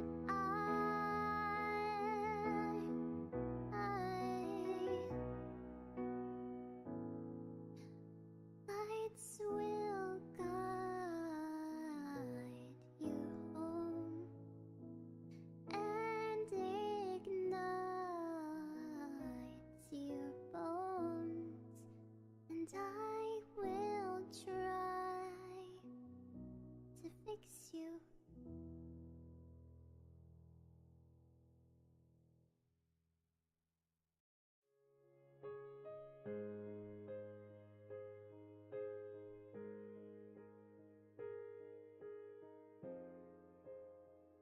Come up to meet you, tell you I'm sorry. You don't know lovely you are. I had to find you, tell you I need you, tell you I set you apart. Tell me your secrets, ask me your questions. Oh, let's get back to the start. Running in circles, coming up tails head on a science apart. Nobody said it was easy. It's such a shame for us to part. Nobody said it was easy. No one ever said it'd be this hard. Oh, take me back to the start.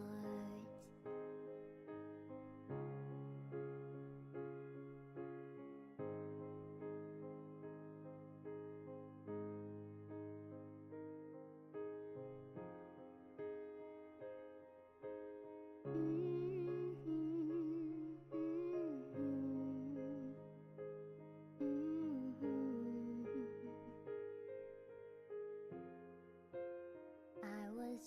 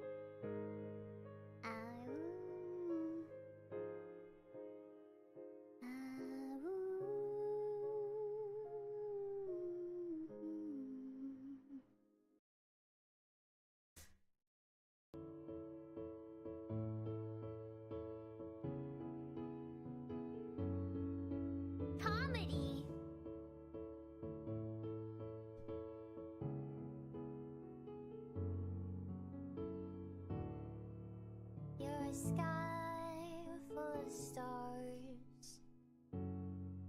I'm gonna give you my heart, 'cause you're a sky, yes, you're a sky full of stars, 'cause you light up the path. I don't care, go on and tear me apart. I don't care if you do. Ooh, 'cause in a sky full of stars, I think I saw you.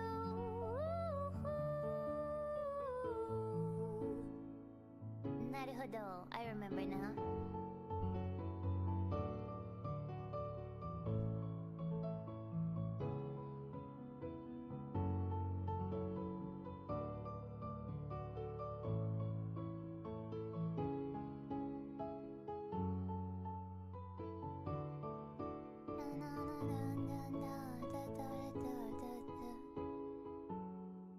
Cause you're a sky full of stars. I wanna die in your arms, 'cause you get lighter the more it gets dark. I'm gonna give you my heart. I don't care, go on and tear me apart. I don't care if you do. Ooh, 'cause in a sky full of stars, I think I see you.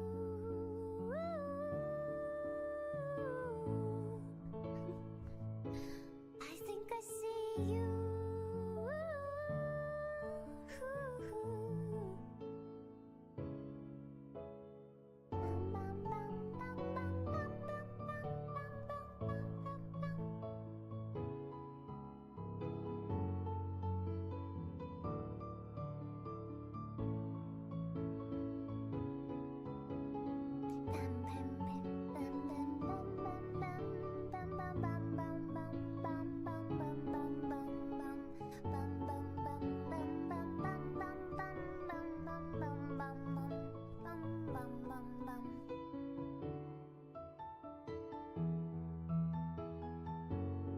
There's a lot of instrumental in this song.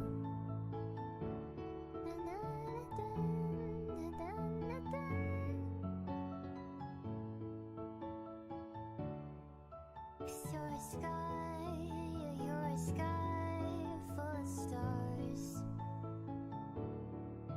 Such a heavenly view.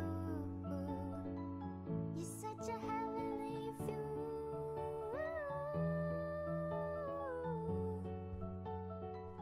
You're such a heavenly view.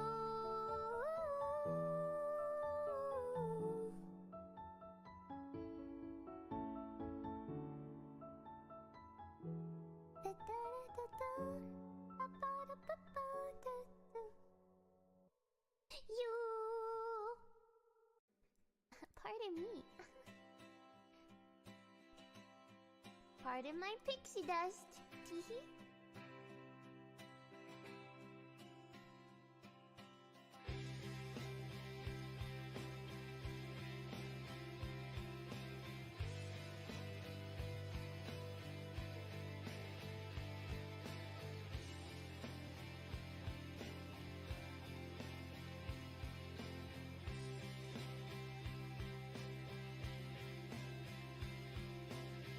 Look at the stars.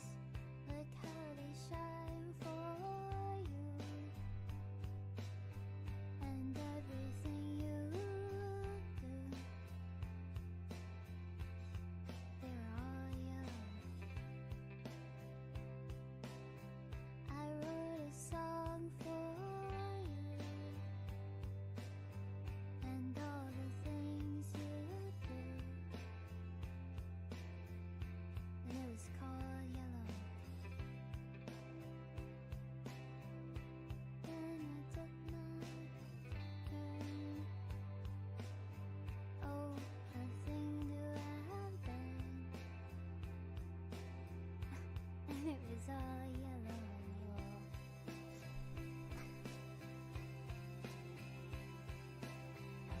Your skin, oh yeah, your skin and bones turning to something beautiful.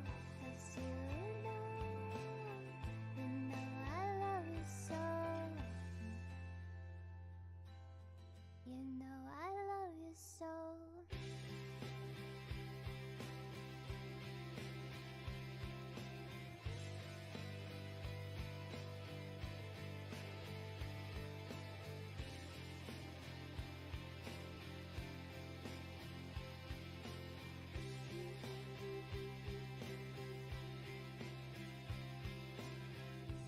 Swim across, I jumped across for you. Oh, what a thing to do. 'Cause you're all yellow. I drew a line, I drew a line for you. Oh, what a thing to do. And it was all yellow.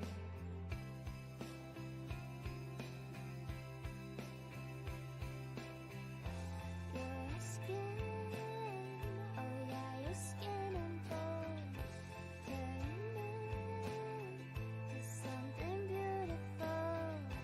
'Cause you know, for you I played myself dry. For you I played myself dry.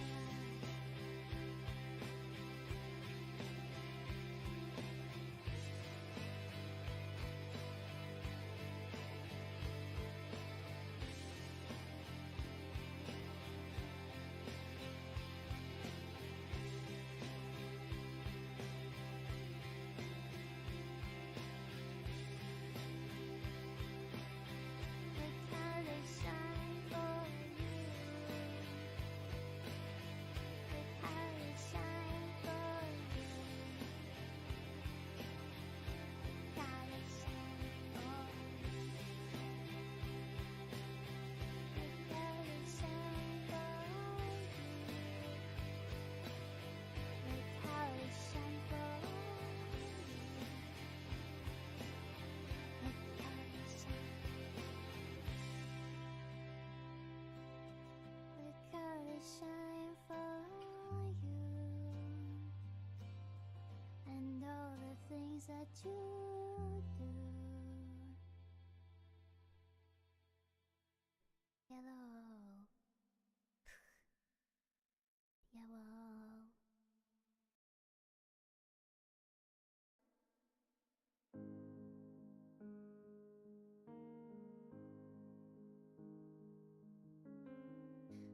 I got my driver's license last week, just like we talked about. 'Cause you were so excited for me to finally drive up to your house. But today I drove through the suburbs, crying 'cause you weren't around. And you're probably with that blonde girl who always made me doubt. She's so much older than me. She's everything I'm insecure about. Today I drove through the suburbs, 'cause how could I ever love someone else? I know we weren't perfect, but I've never felt this way for no one. And I just can't imagine how you could be so okay now that I'm gone. Guess you didn't mean what you wrote in that song about me. 'Cause you said forever, now I drive alone past your street. I have the shakes, I gotta start over, whatever. And all my friends are tired of hearing how much I miss you, but I kinda feel sorry for them, 'cause they'll never know you the way that I do. Today I drove through the suburbs, pictured I was driving home to you. I know we weren't perfect, but I've never felt this way for no one. Oh, and I just can't imagine how you could feel so okay now that I'm gone. Yes, you didn't mean what you wrote in that song about me. 'Cause you said forever, now I drive alone past your street. Red lights, stop signs, I still see your face in the white cars, front yards. Can't drive past the places we used to go to. It's still too new.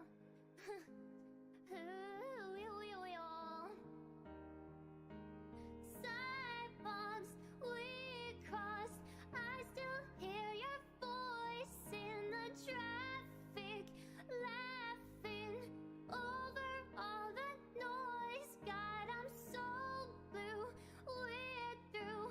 You still love you, baby.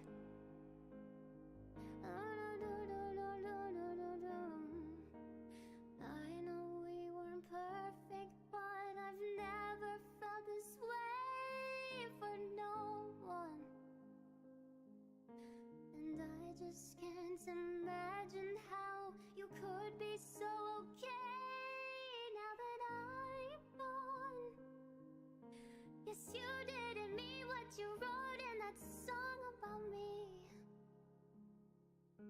'Cause you said forever, now I drive alone past your street. Yeah, you said forever, now I drive alone past your street.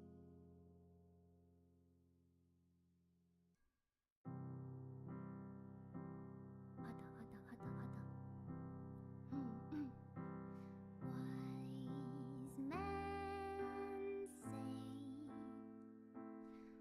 only fools rush in,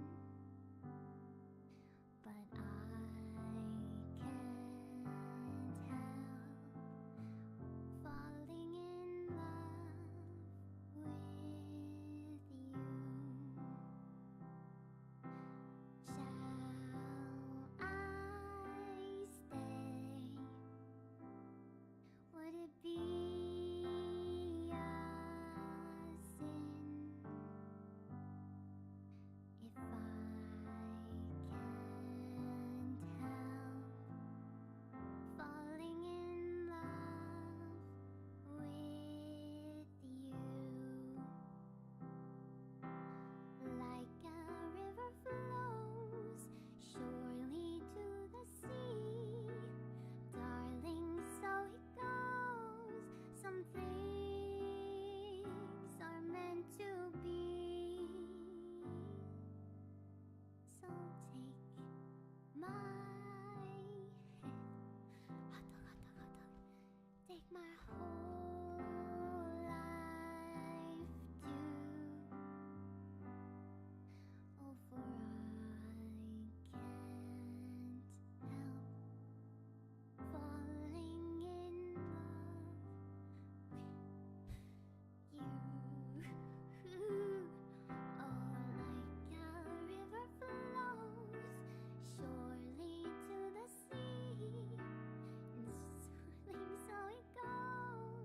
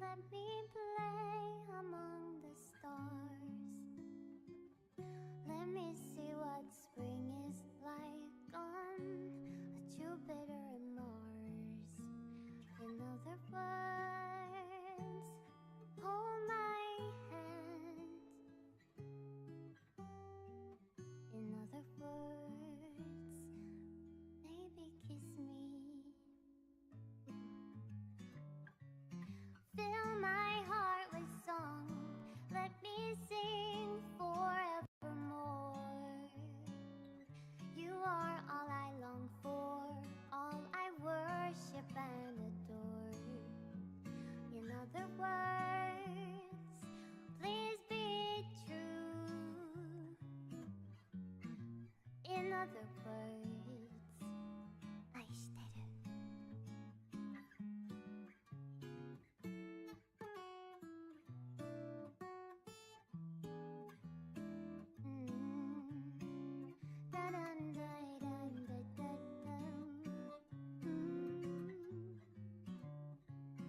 Fill my heart with song, let me sing forevermore.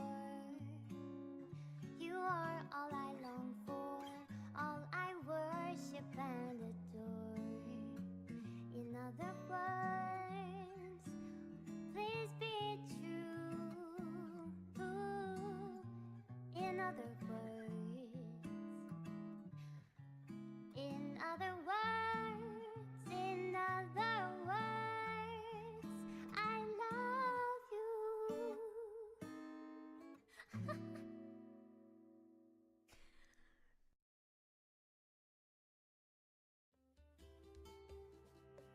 I've got my ticket for the long way round, 2 bottle whiskey for the way, and I sure would like some sweet company. And I'm leaving tomorrow, what do you say? When I'm gone, when I'm gone, you're gonna miss me when I'm gone. You're gonna miss me by my hair, you're gonna miss me everywhere. Oh, you're gonna miss me when I'm gone, when I'm gone, when I'm gone. You're gonna miss me when I'm gone. You're gonna miss me by my walk, you're gonna miss me by my talk. Oh, you're gonna miss me when I'm gone.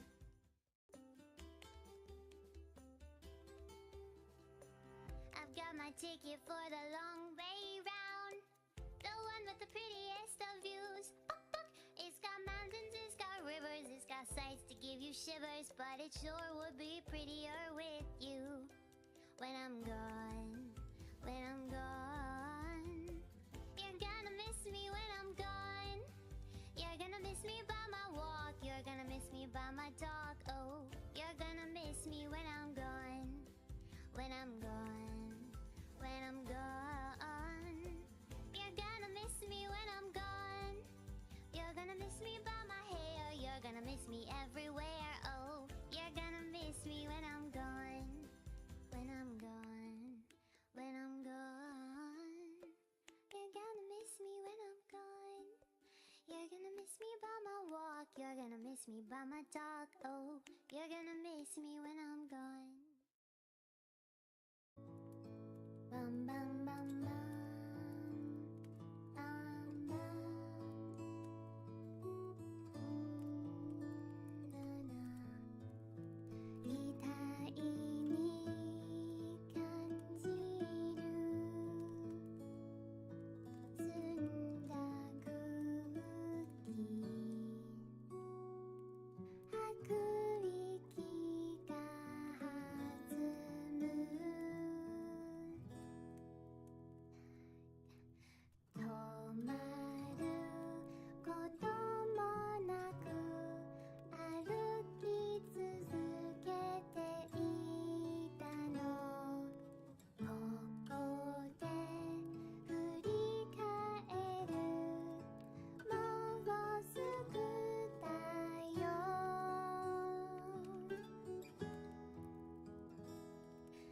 朝日が昇る私は旅する新しい日に自由を吸い込んだら暖かい日を囲んですわろたわいもないこと話しながら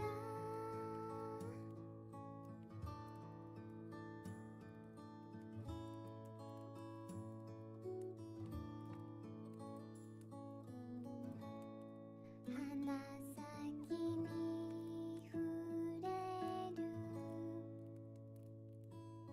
木々の香り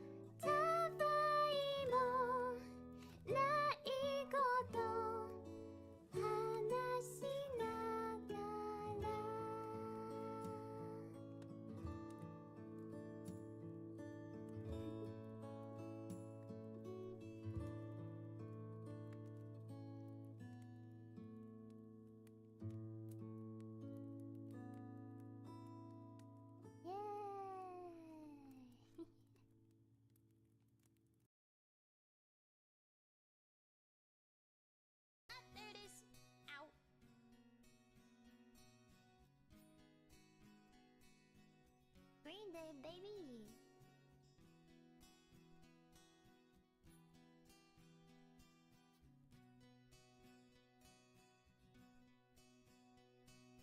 Summer has come and passed.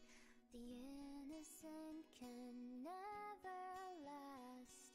Wake me up when September ends. Like my father's come to pass. 7 years has gone so fast.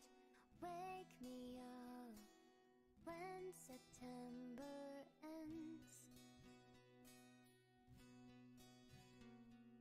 Here comes the rain again, falling from the stars, drenched in my pain again, becoming who we are.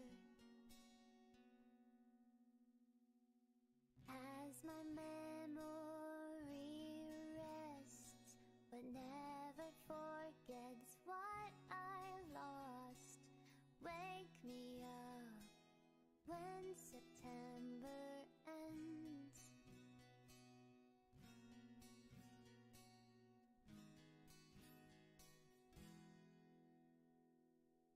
Summer has come and passed. The innocent can never last.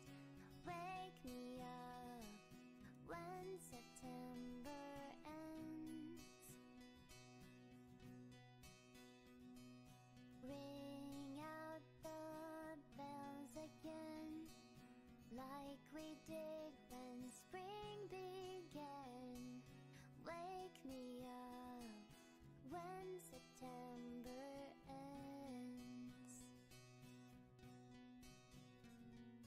Here comes the rain again, falling from the stars, drenched in my pain again, becoming who we are. As my memory rests, but never forgets what I lost. Wake me up when September ends.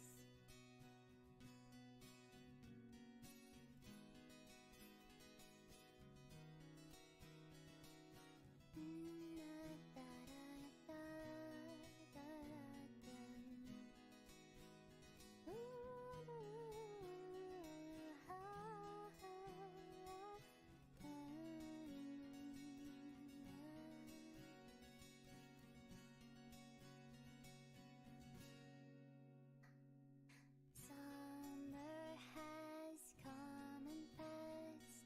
The innocent can never last. Wake me up when September ends. Like my father's come to pass. 20 years has gone so fast. Wake me up when September ends. Wake me up when September ends. Wake me up when September ends.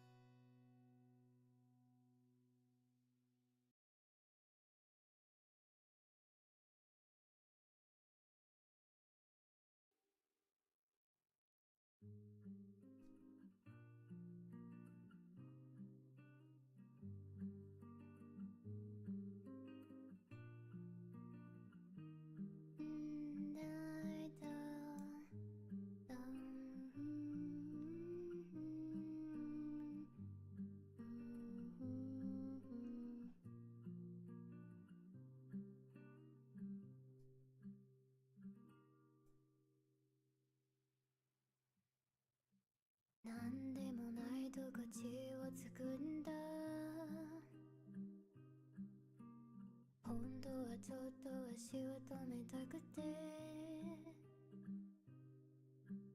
だけでも君は林ですと前を行くから僕はそれを見つめてる最終日君を乗る僕を置いてって走り出すゆっくりと地面がずれていく泣いちゃダメ泣いちゃダメでも本当は言いたいよ行かないでどこへと消えていく僕を置いてってもうずいぶん見えないよ夜が崩れていく泣いちゃダメ泣いちゃダメでも本当は言いたいよ行かないで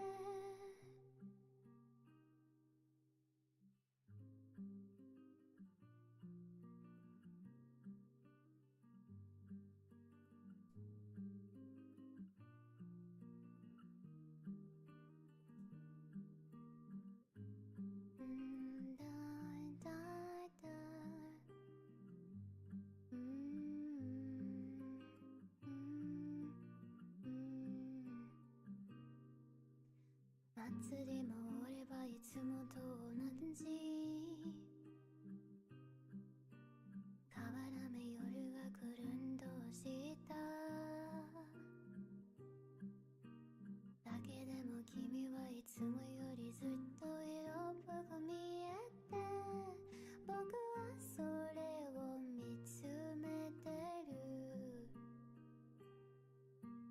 時間だけ過ぎていく僕を連れてって帰り道暗いけれど一人で大丈夫かな街道に照らせて影ができている一人ぼっちさどこへと消えていく僕を置いてって完全にまた今度夜が滲んでいく泣いちゃダメ泣いちゃダメでも本当は言いたいよ行かないで泣いちゃダメ泣いちゃダメでも本当は言いたいよ行かないで行かないで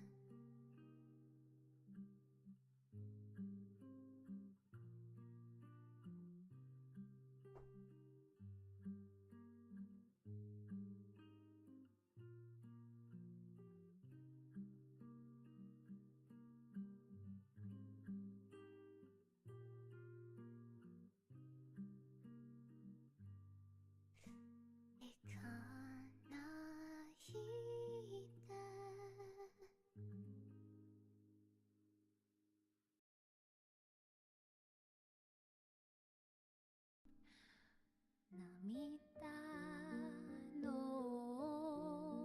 奥に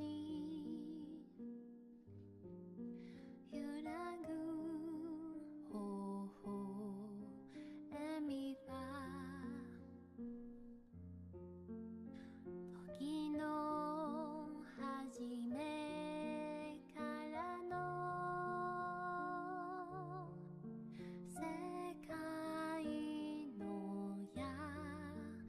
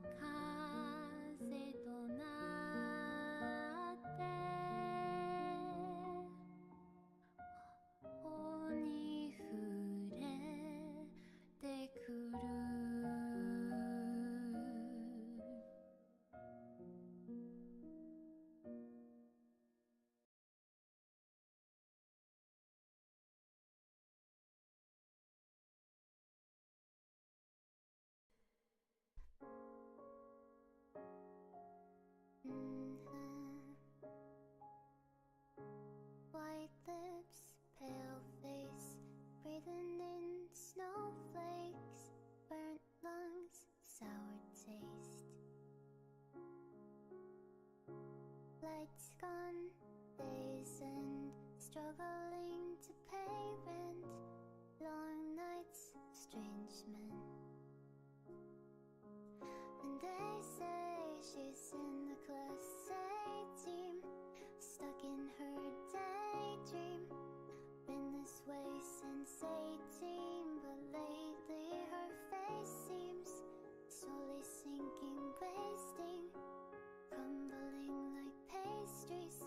They scream the worst things in life come free to us, 'cause we're just under the upper hand. Go mad for a couple grips. She don't wanna go outside tonight. And in a pipe she flies to the motherland, sells love to another man. It's too cold outside for angels to fly. Angels to fly.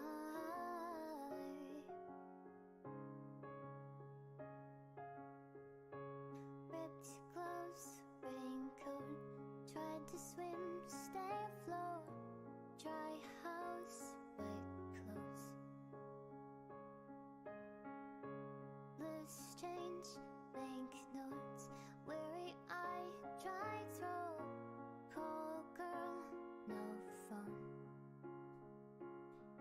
And they say she's in the class A team, stuck in her daydream. Been this way since 18, but lately her face seems slowly sinking, wasting, crumbling like pastries. They scream the worst things in life come free to us, 'cause we're just under the upper hand. Go mad for a couple grips. She don't wanna go outside tonight. And in a pipe she flies to the motherland, sells love to another man. It's too cold outside for angels to fly. An angel will die, covered in white. Closed eye, I'm hoping for a better life. This time we'll fade out tonight, straight down the line.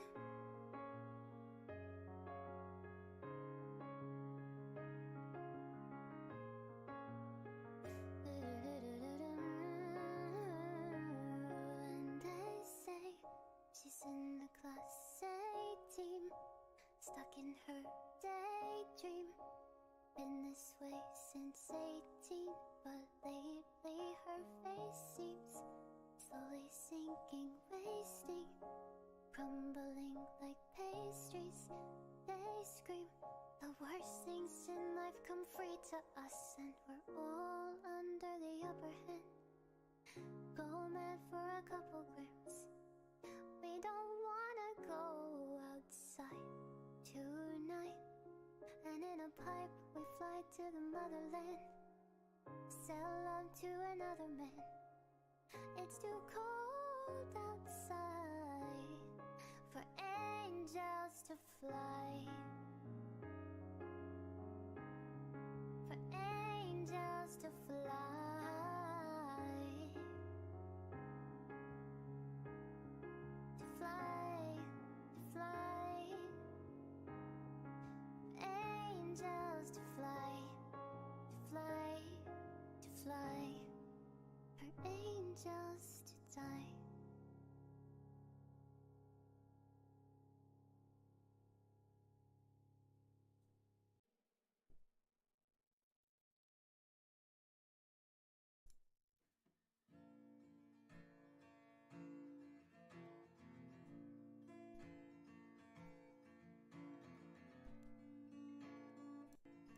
Whoopsie, sorry. I forgot where it came in.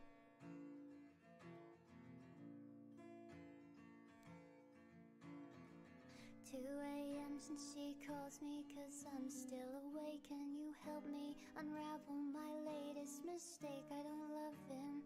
Winter just wasn't my season. Yeah, we walk through the door so accusing, their eyes like they have any right at all to criticize. Hypocrites, you are all here for the very same reason. Cause you can't jump the track, we're like cars on a cable, and life like an hourglass screwed to the table. No one can find the rewind button, girl, so cradle your head in your hands and breathe, just breathe, oh breathe, just breathe. May turned 21 on the base, at 4 bullets just a day. Sat down to the flask and his fist ain't been sober since maybe October of last year. Here in town you can tell he's been down for a while, but my God, it's so beautiful when the boy smiles. Wanna hold him, maybe I'll just sing about him. Cause you can't jump the track, we're like cars on a cable, and life's like an hourglass glued to the table. No one can find the rewind button, boys, so cradle your head in your hands and breathe, just breathe, oh breathe, just breathe. There's a light at each end of this tunnel. You'll shout cause you're just as far in as you'll ever be out. And these mistakes you made, you'll just make them again if only you try turning around. 2 a.m. and I'm still awake writing the song. If I get it out on paper, it's no longer inside of me, threatening the life it belongs to. And I feel like I'm naked in front of a crowd, cause these words are my diary screaming out loud. And I know that you'll use them however you want to, but you can't jump the track, we're like cars on a cable, and life's like an hourglass glued to the table. No one can find the rewind button now, sing it if you understand and breathe, just breathe, oh breathe, just breathe, oh breathe, just breathe, oh breathe, just breathe.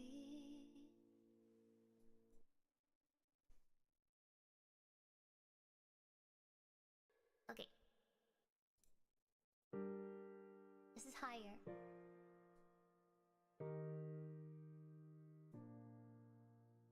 There was a time when I was alone, nowhere to go and no place to call home. My only friend was the man in the moon, and even sometimes he would go away too. Then one night as I closed my eyes, I saw a shadow flying high. He came to me with the sweetest smile, told me he wanted to talk for a while. He said, Peter Pan, that's what they call me. I promise that you'll never be lonely. And ever since that day, I am a lost boy from Neverland, usually hanging out with Peter Pan. And when we're bored, we play in the woods, always on the run from Captain Hook. Run, run, a lost boy, they say to me, away from all of reality. Neverland is home to lost boys like me, and lost boys like me are free.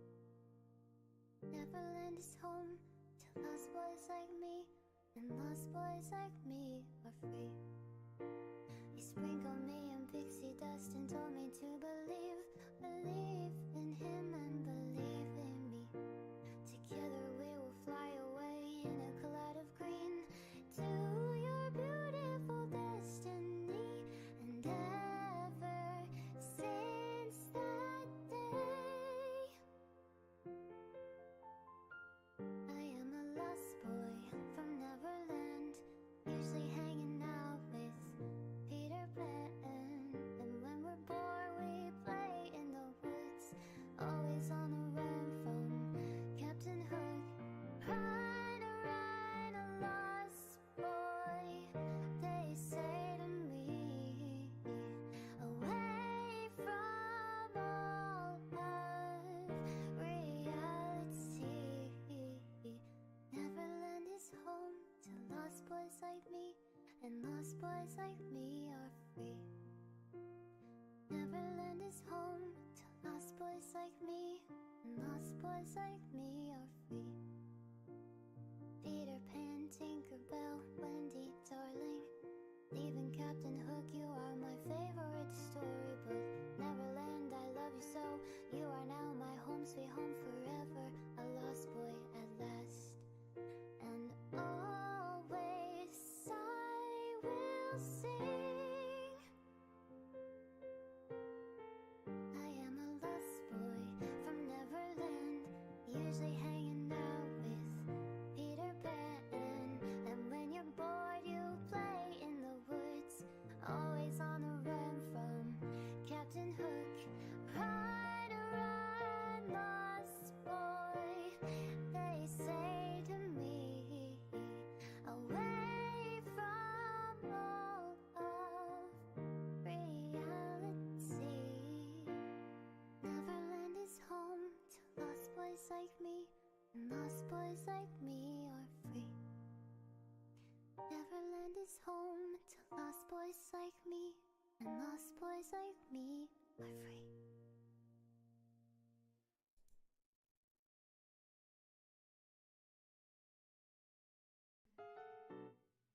Ooh, doo, ow.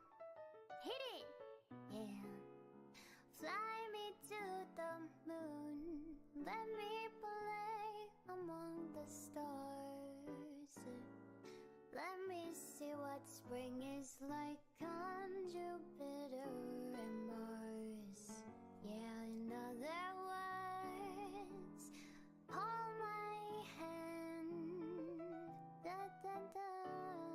In other words, baby, kiss me. Fill my heart with song. Let me sing forevermore. Ooh, you are all I long for, all I worship and adore. Trimpies. In other words, please be true. Do-do-do-do-do-do-do. In other words, nice to fill my heart with song. Let me sing forevermore. You are all I long for, all I worship and adore. In other words, please be true. In other words, in other words, in other words, I love you. That was weird. They cut it at the end. They cut it at the end. What was that? They messed it up again. Just kidding. I did bad improv.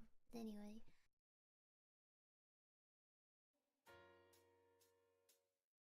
日がしに向いてるラインめがけて差し込んだ光に痛みを開いたらああ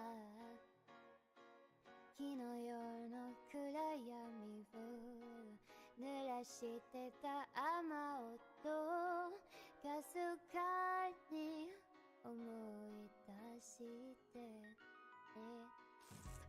思ってはきっと好きとるような空の色慌てて飛び立つ翼よ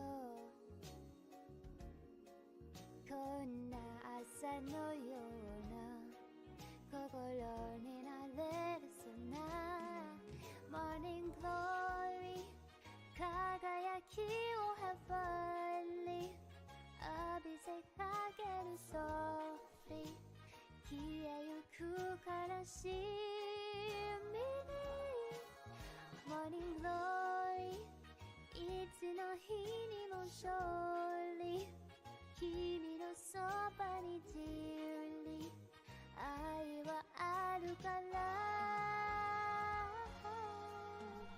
昨日の夢覚めずにまた寝ぼけている街並みさえ動き出すよほらもうすぐにこんな朝のような心になれるなら Morning Glory いつの日にも勝利君のそばに Dearly 愛はあるから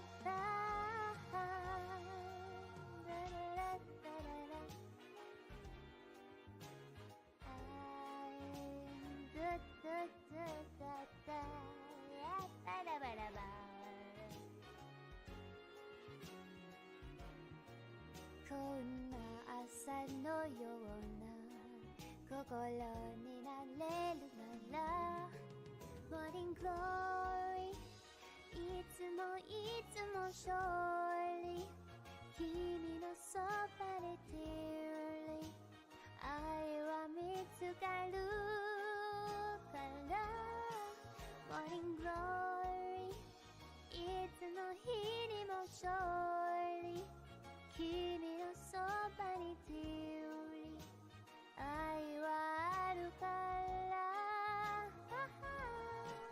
Morning Glory いつの日にも勝利君のそばに Dearly 愛はあるからおいいつも勝利でものそばに Dearly I feel like I could sing this a different way, but I'm not gonna do it. There's that golden saliva. Maybe. I don't know.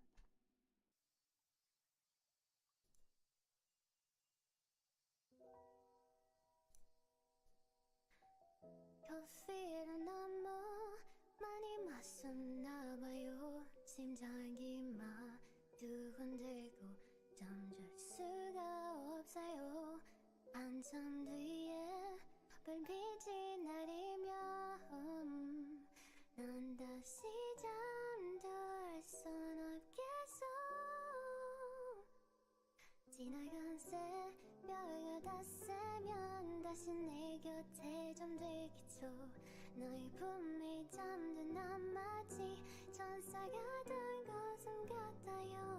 나의 그대 품에 불빛이 쏟아내리고 Let it see 않는 뒤로 아니던 너를 가게 할 거야. Cause I'm a pilot anywhere. Cause I'm a pilot anywhere. Lighting star, shooting star, 줄긴 the galaxy. Cause I'm a pilot anywhere. Cause I'm your pilot. 내 곁에 주파를 따 내게만 줄긴 the galaxy.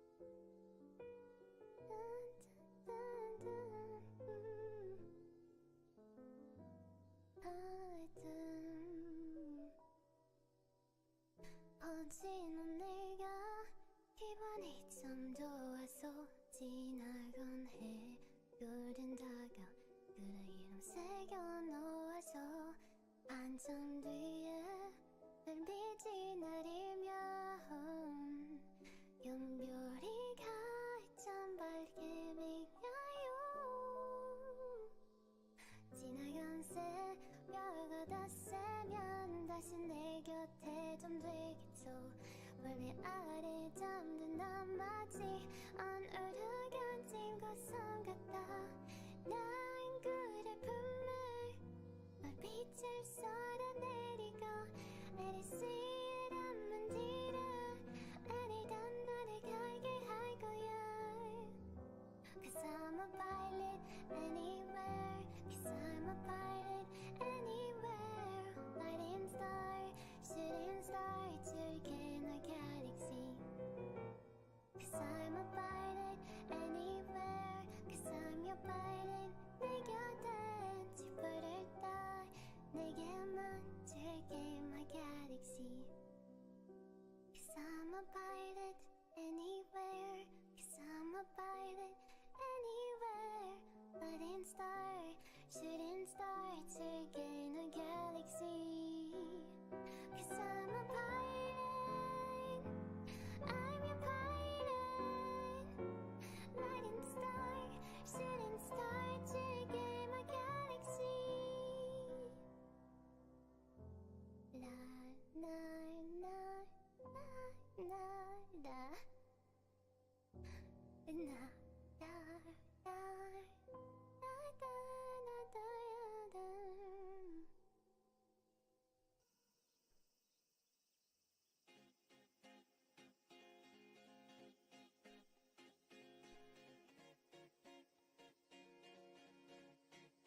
Da da ba da ba da. Ah.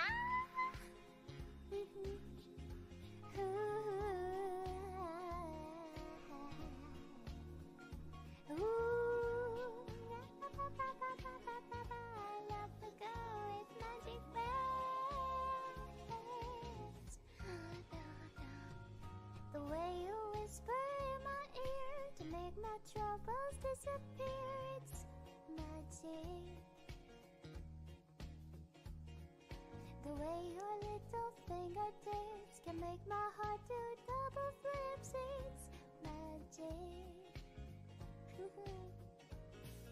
And when you smile at me that way, where you can warm the coldest days, it's magic. And even when you're gonna fight, I hear you laughing in my mind, it's magic. Magic.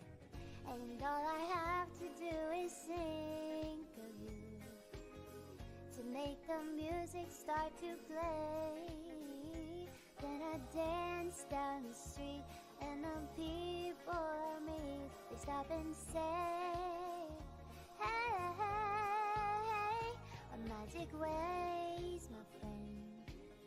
You love the girl with the magic ways. And it's true, I might as well give in. You cast a spell on all my nights and days with your sweet magic ways.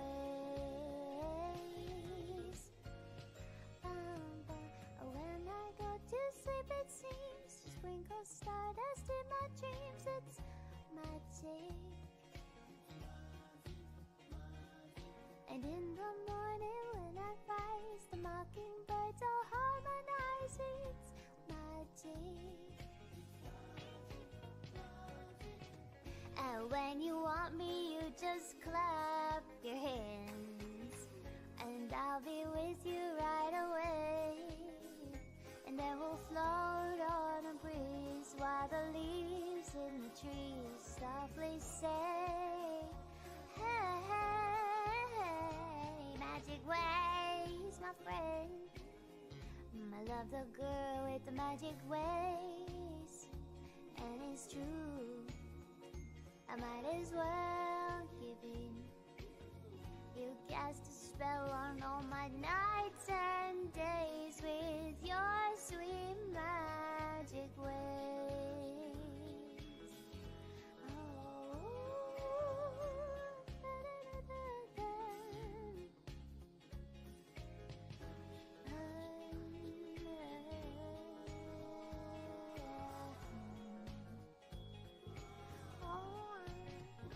Magic ways, my friend. You love love the girl with the magic ways, and it's true. I might as well give in. I love the girl with the magic ways. I love the girl with the magic ways, my friend. You love the girl with the magic ways, and it's true. I might as well give in. You'll cast a spell on all my nights and days with your sweet magic ways. You love the girl with the magic ways, and it's true. I might as well give in. I love the girl with magic ways. I love the girl with magic ways, my friend. I love the girl with the magic ways, and it's true. I might as well give in.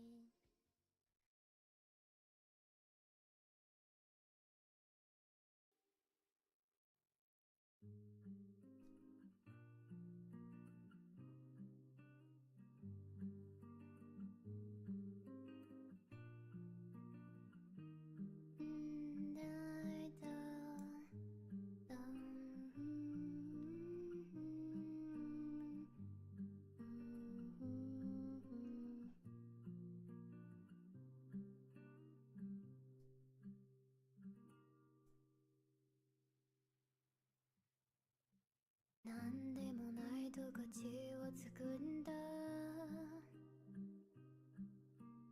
本当はちょっと足を止めたくて、だけでも君は林ですと前を行くから、僕はそれを見つめてる。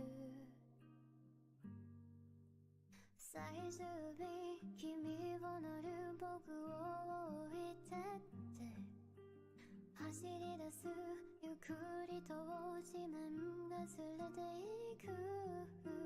泣いちゃダメ泣いちゃダメでも本当は言いたいよ。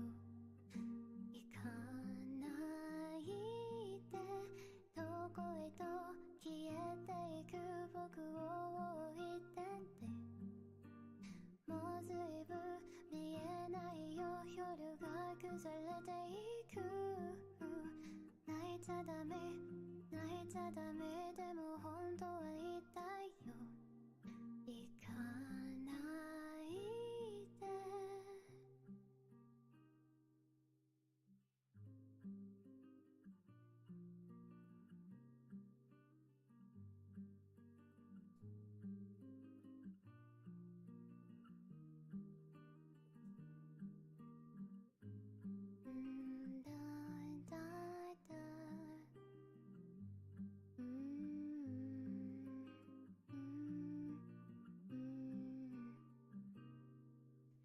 祭りも終わればいつもと同じ変わらぬ夜が来るんどした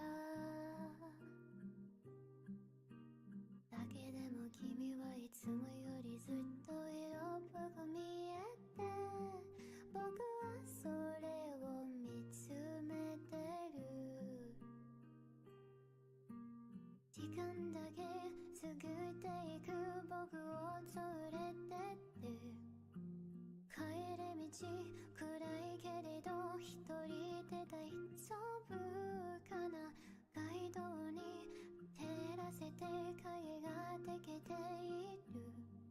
一人ぼっちさどこへと消えていく僕を置いてって完全にまた今度夜が滲んでいく。泣いちゃダメ泣いちゃダメでも本当は言いたいよ。行かないで泣いちゃダメ泣いちゃダメでも本当は言いたいよ。行かないで。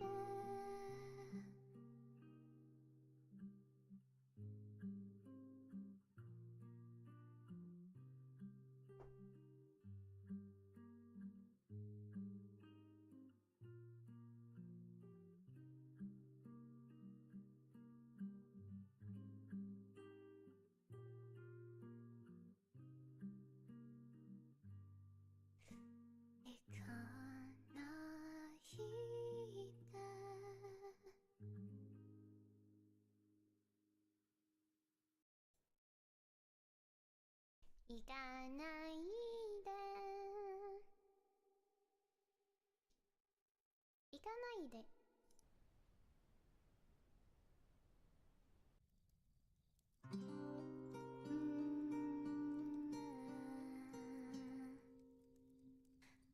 桑田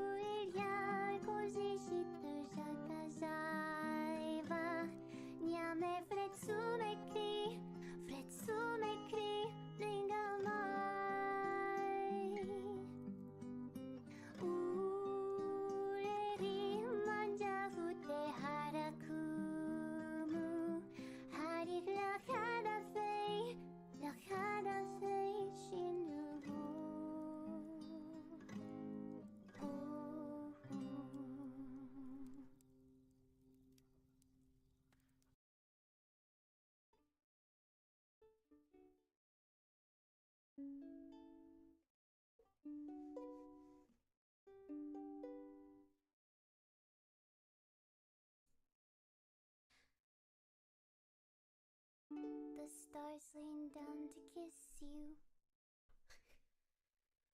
and I lie awake and miss you. Pour me a heavy dose of atmosphere, 'cause I'll doze off safe and soundly, but I'll miss your arms around me. I'll send a postcard to you, dear, 'cause I wish you were here.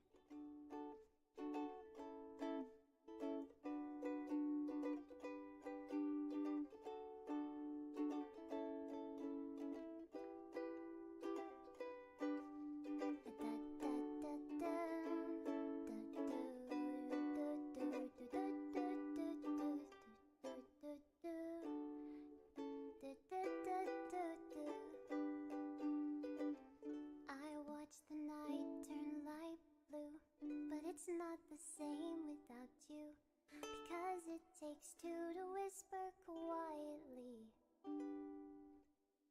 The silence isn't so bad till I look at my hands and feel sad, 'cause the spaces between my fingers are right where yours fit perfectly. I'll find repose in new ways, though I haven't slept in 2 days, 'cause cold nostalgia chills me to the bone.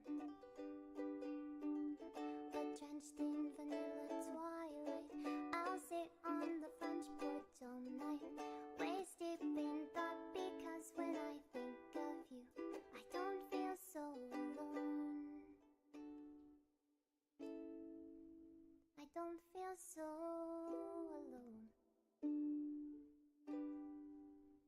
I don't feel so alone.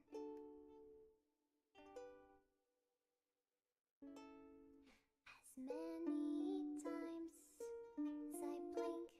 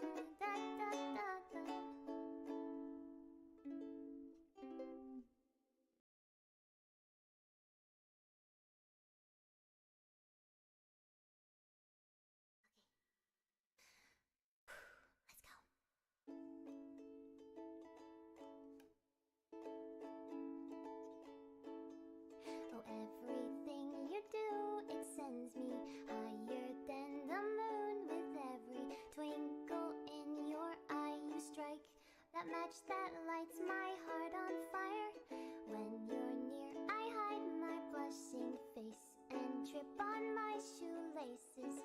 Grace just isn't my forte, but it brings me to my knees when you say, hello, how are you, my darling?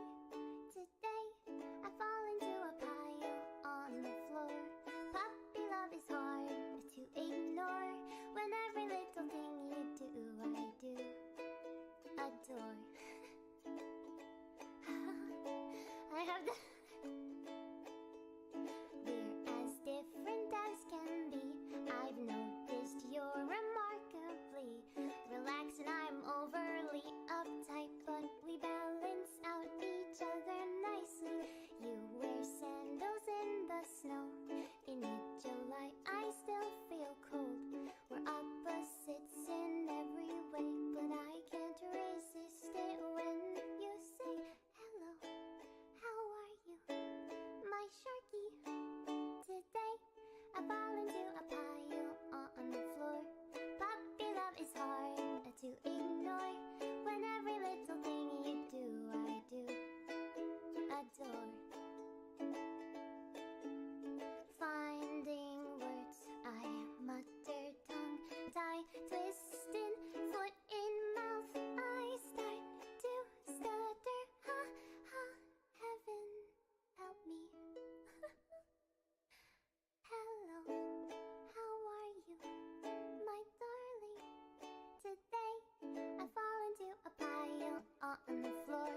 Puppy love is hard to ignore. When every little thing you do, I do adore. Every little thing, ba-ba-ba. Every little thing, ba-ba-ba. Every little thing you do, I do adore. Oh, every little thing you do, I do adore.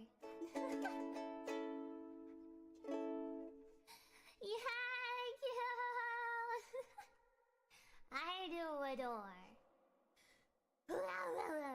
Happy Valentine's Day. Take a water sip.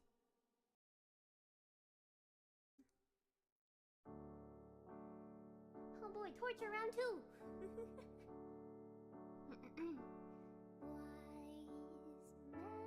Wise men say only fools rush in, for I can't help falling in love with you. Shall I stay? Would it be a sin? For I can't help falling in love with you. Like a river flows surely to the sea, darling, so it goes. Some things are meant to be. So take my hand, take my whole life too.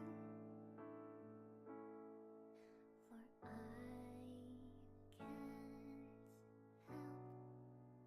falling in love with you.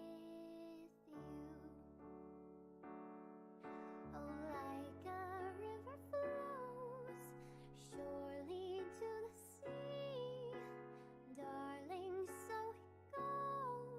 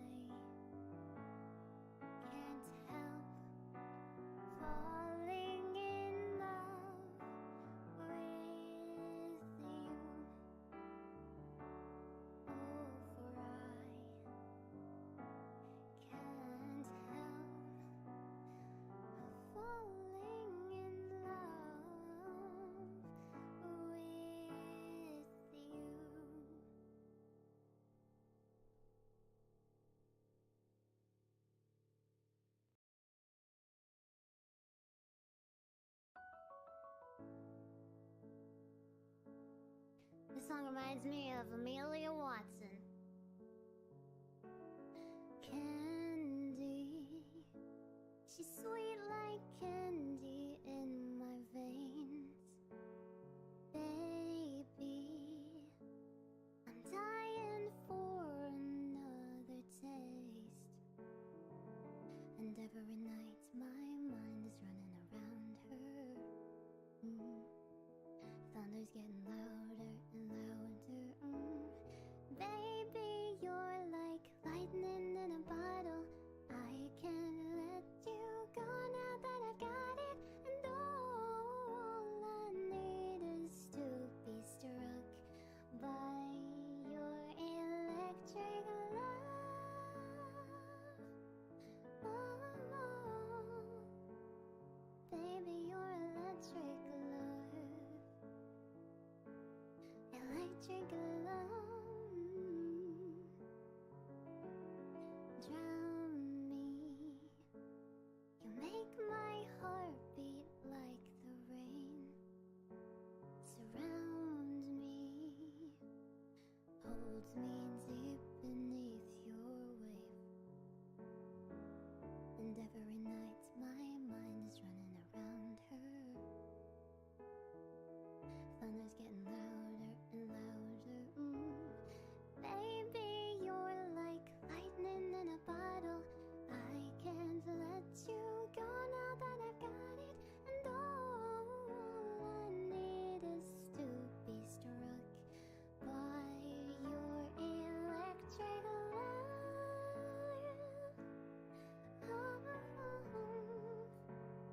Baby, your electric love. Electric love. Rushing through me. Feel your energy rushing through me. Feel your energy rushing through me.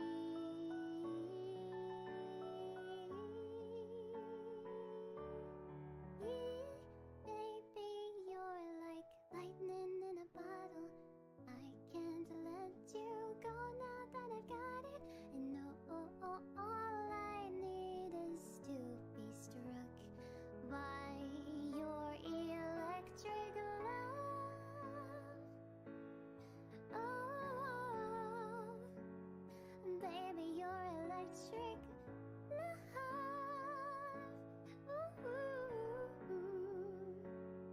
baby, you're electric.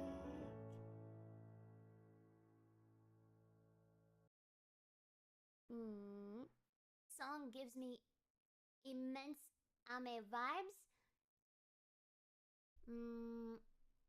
We'll have to see. I'm sure you guys will let me know. I don't remember. Do you know the song?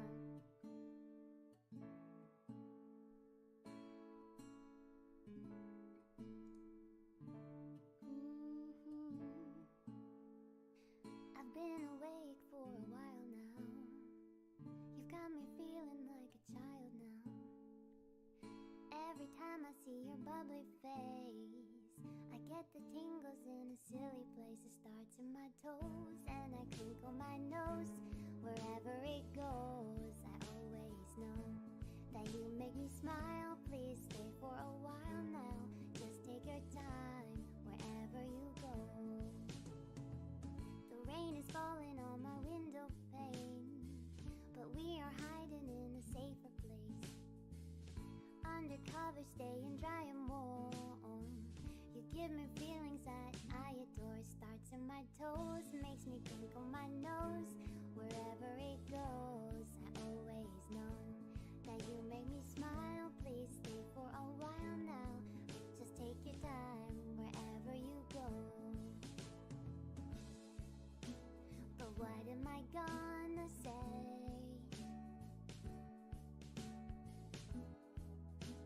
when you make me feel this way? I just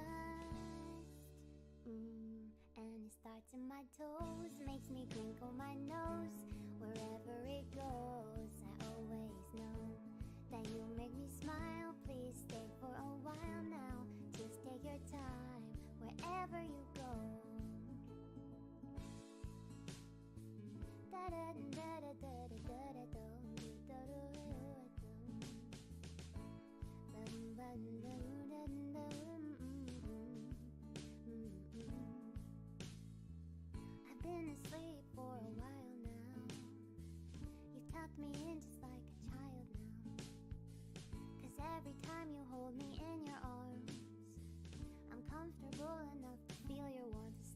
my soul and I lose all control. When you kiss my nose, the feeling shows. 'Cause you make me smile, baby, just take your time now, holding me tight.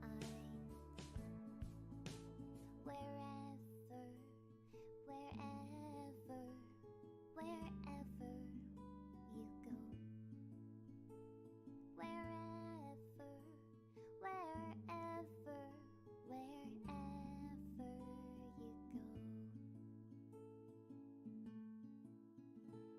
you go.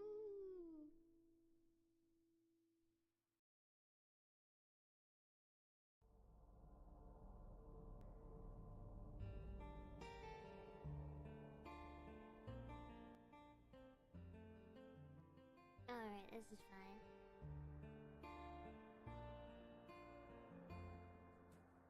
I remember tears streaming down your face when I said I'll never let you go. And all those shadows almost killed your light. I remember you said, don't leave me here alone. And all that's dead ain't gone and past tonight. Just close your eyes. The sun is going down. You'll be alright. No one can hurt you now. Come morning light, you and I'll be safe and sound.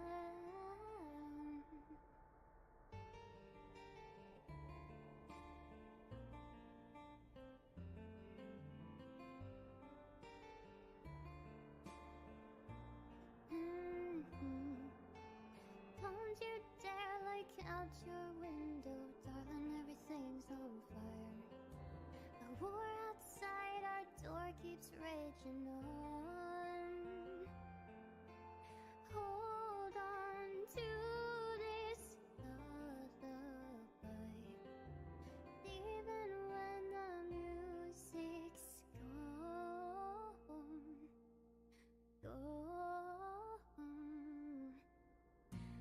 Just close your eyes.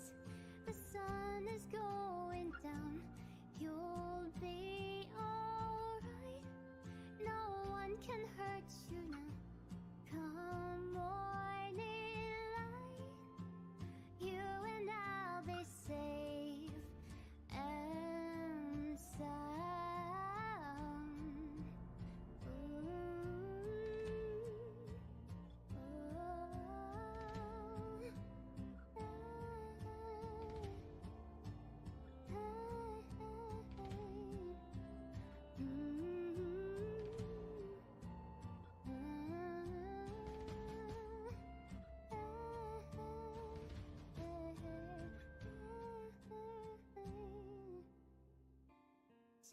Just close your eyes.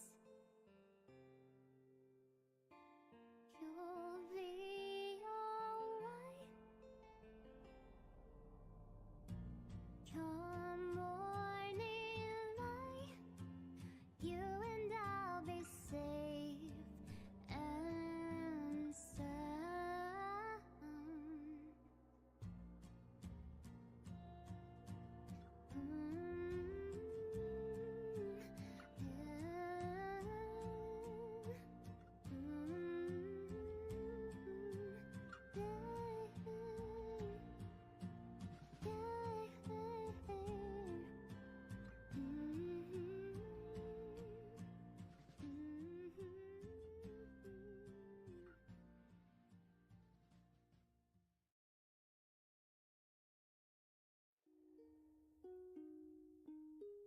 White noise.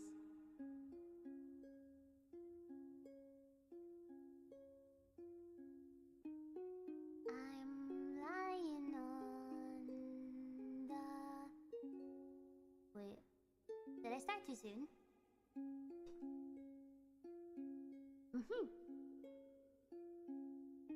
I'm lying on the moon.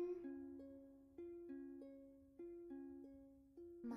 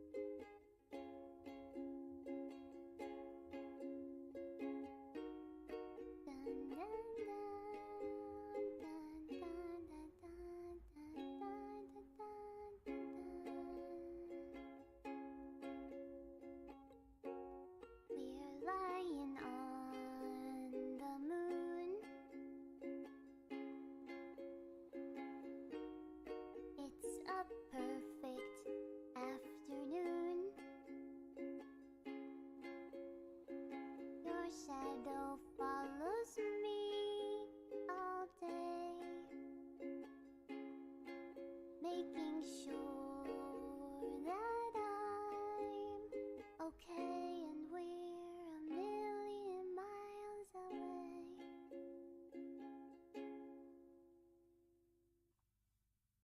Yay, more time. The uke needs tuning.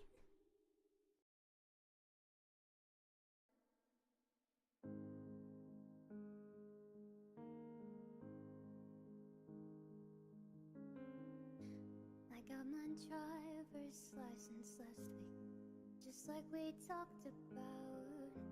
'Cause you were so excited for me to finally drive up to your house. But today I drove through the suburbs, crying 'cause you weren't around. And you're probably with that blonde girl who always made me doubt. She's so much older than me. She's everything I'm insecure about. Today I drove through the suburbs, 'cause how could I ever love someone else? I know we weren't perfect,